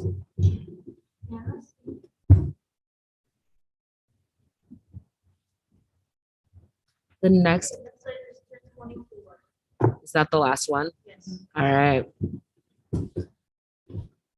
I move that the Board of Education approve the guaranteed maximum price and resulting construction management contract amendment for the referendum 2020 La Follette High School project scope in the amount of 61,200, or I'm sorry. Okay. Am I saying 61 million? 61,250,179 funded by the referendum 2020 construction services budget. Thank you. Any discussion? Yes. So first of all, I really appreciate all the work that has gone into this. It's exciting to see the projects at La Follette moving forward. I just am wanting more clarity on this process before I vote on this amendment. I'm just wondering, like, it looks to me like the bids have gone out. We're just voting on a guaranteed maximum price. And then I assume, like, does the board have any further role in the construction or bidding process of La Follette, or from here, does it just move on and go? Like, I really would just like to know where we're at. I see Dr. Hodeman. Are you? Absolutely. Board Member Carusi, excellent question. I actually have online today with us Findorf, which is our project manager, to answer any specific questions. Ultimately, what this memo is asking for, it's the release of funds. We're at the process where bids have went through. By authorizing these funds here, it allows for Findorf to begin to pay our subcontractors. I brought Aaron on right fast to kind of give you a little detail around the bidding process, local contractors, the policies that was adhered to, lowest qualified bidder, et cetera.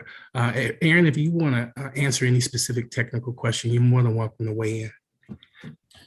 So I can maybe jump in. I think the question was, what would the board's role be after tonight? Is that a fair recap? Yeah, is this the end?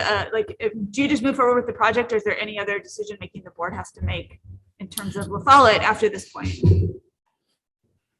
So our contract points us to your administration to work with them. So generally speaking, we're working with your administration. From my understanding of your policies, interaction with the board would largely be updates on the project. And then if there are any change orders for something, say added scope, that was within the board policy, that would come to you for changes on the project. And if somebody in the community wanted to know, like, who the contractors were that were working on this project, where would they go to find that out? So the district has been posting, or I believe has been posting, the results on the website. So there's a section where those RFPs are listed, and that has the bid results, or should have the bid results on it. That is very helpful. Thank you so much. Any further discussion or questions? Nama, your advisory vote? Aye. All those in favor? Any abstentions? Any opposed? Motion carries.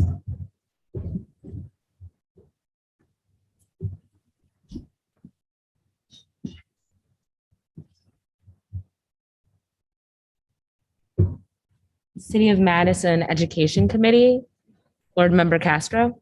Thank you. Yeah, we actually both attended that together, and that meeting was a few days before the district and Dr. Jenkins put out the call for help and support from our community. We talked about that. We discussed how this city budget was progressing with the inclusion of internet ombudsman to help close the digital divide. And then I think there was a call to action for our partners at the city and county to prioritize youth development and how the county can further assist us in mental health, especially considering that they administer, the Dane County Mental Health Youth Assessment Survey data, and the complications of COVID and administering those in the future, and how COVID has in many ways exacerbated mental health challenges and amongst our students and staff and families. So yeah, that was the tone of our conversation. Thank you, Board Member Castro. Nama, can you talk to us a little bit about Student Senate? Yeah, of course. This month, Student Senate has met a few times with a steady attendance of 25 students from across the district. At meetings, we've discussed COVID mitigation strategies that different schools are using, as well as worked in our committees. We've also completed our first published newsletter, which is exciting, and we hope to launch engagement campaigns and affinity partnership initiatives in the upcoming months. Thank you so much for your work and your leadership, Nama. Board Member Vandermeulen, can you talk to us about MSCR? MSCR has hired about 15 new staff. I was not at the last meeting, but it was given an update by Janet Breyer. We've hired 15 new staff. We are still looking for individuals to work for MSCR, and we are working ahead on the summer programming. But hold on, because I want to read exactly what Janet said, because she asked me to stick to the script, as I tend to elaborate. So hold on one sec. While you're looking, Nikki, I'll just say I was a former employee of MSCR. They're how I got my start in education. Fantastic organization to work for.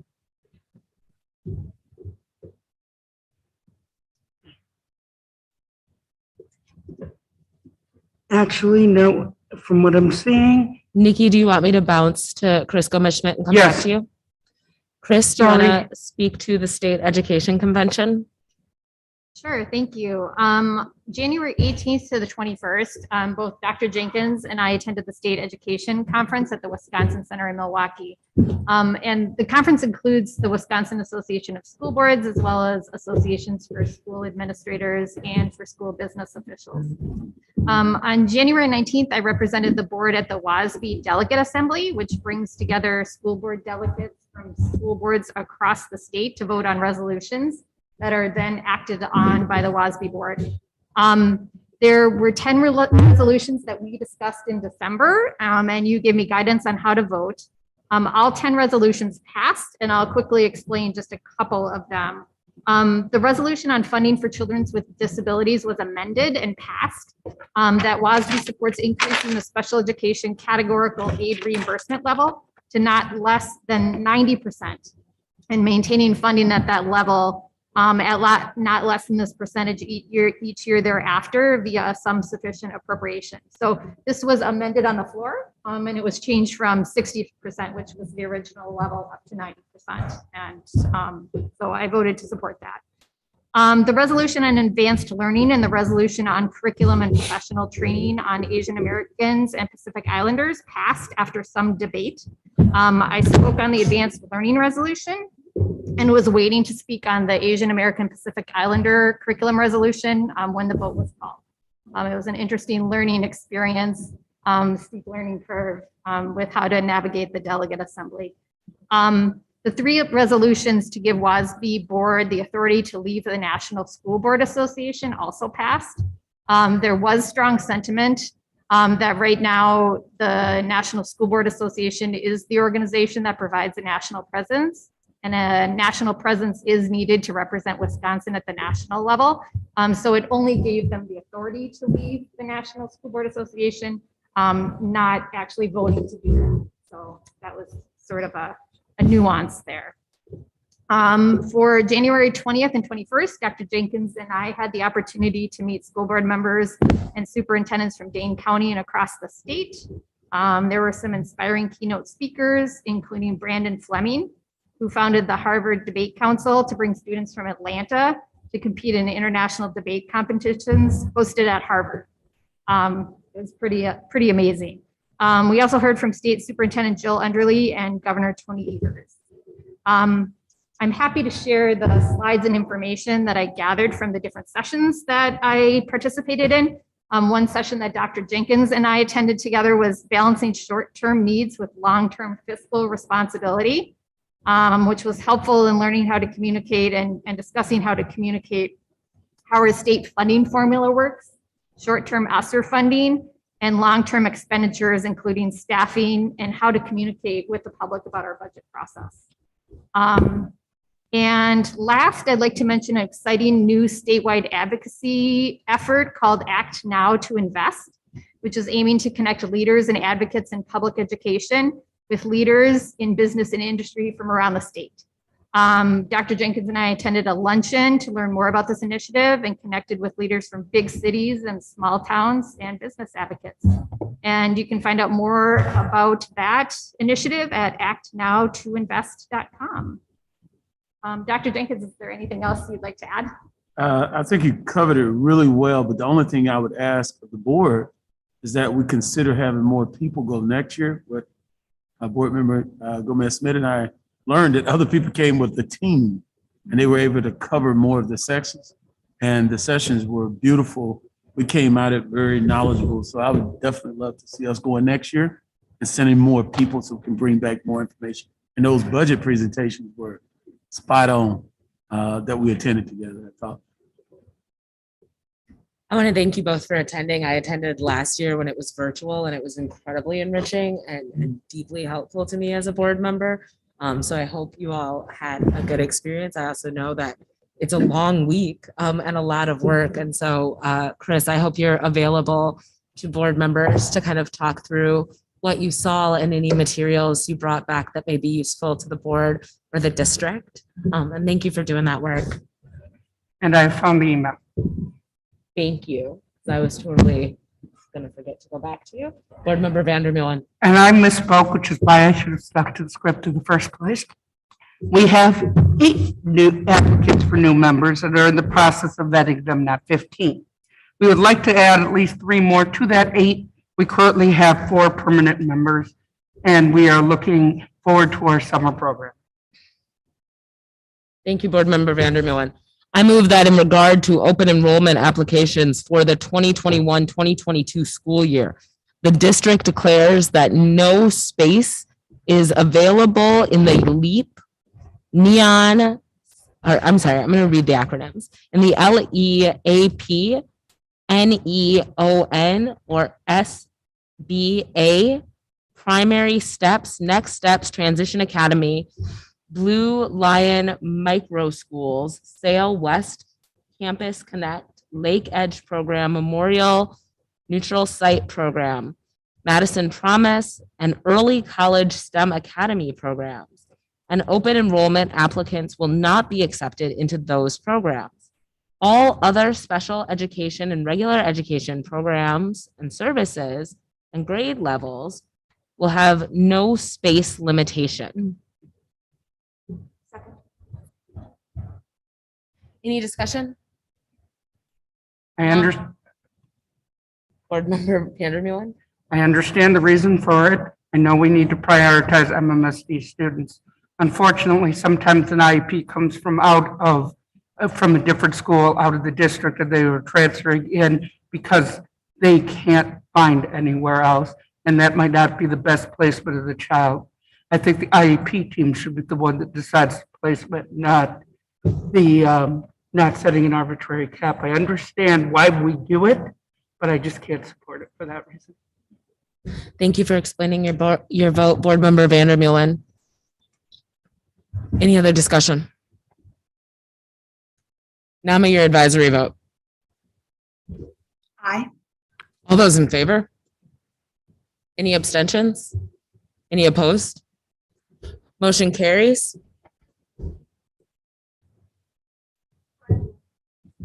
I'm sorry. I move that the Board of Education approve a resolution detaching territory from Madison Metropolitan School District, Welton, and attaching to the Middleton Cross Plains Area School District pursuant Wisconsin State Statute 117.12, as provided in the documents prepared for this agenda, item dated January 31st, 2022. Second. Any discussion? Board Member Carusi. Yes, I'm wondering if Sherry can come on and talk about the statutory factors in Wisconsin Statute 117.15 that are a factor in this decision and that aren't described in the memo. Thank you so much, Board Member Carusi. And there is Sherry. Welcome to the meeting, Sherry. Hello, everyone. So Chris, this is little different from any of the other ones that we've done. Somehow, when we did a swath of land that included or should have included this parcel that was switched with Middleton, this parcel that ends up to be right in the middle of the Middleton School District was forgotten. It does meet the factors in that there are no students on this parcel. It is one of the last parcels to be sold. And the current owner has been trying to get it on the agenda, but I believe it's just not understanding the process. And so we were finally able to get it on. I don't know when the original lands surrounding it that are within the Middleton Cross Plains School District were actually annexed into Middleton. But I will say that this one is unique in that it is literally on its own island. And say we were to maintain it, even if there were children on that site, we'd essentially have to travel through Middleton's school district and travel back out. And according to the statute, one of the things you want to look at is the closeness and the proximity to the school district and contiguous borders, and this is neither one. Thank you, Sherry. That explains why we're voting on a small chunk of undeveloped land in the middle of a farm field. That was my question too. Any further discussion or questions? Nama, your advisory vote. Aye. All those in favor? Motion carries 6.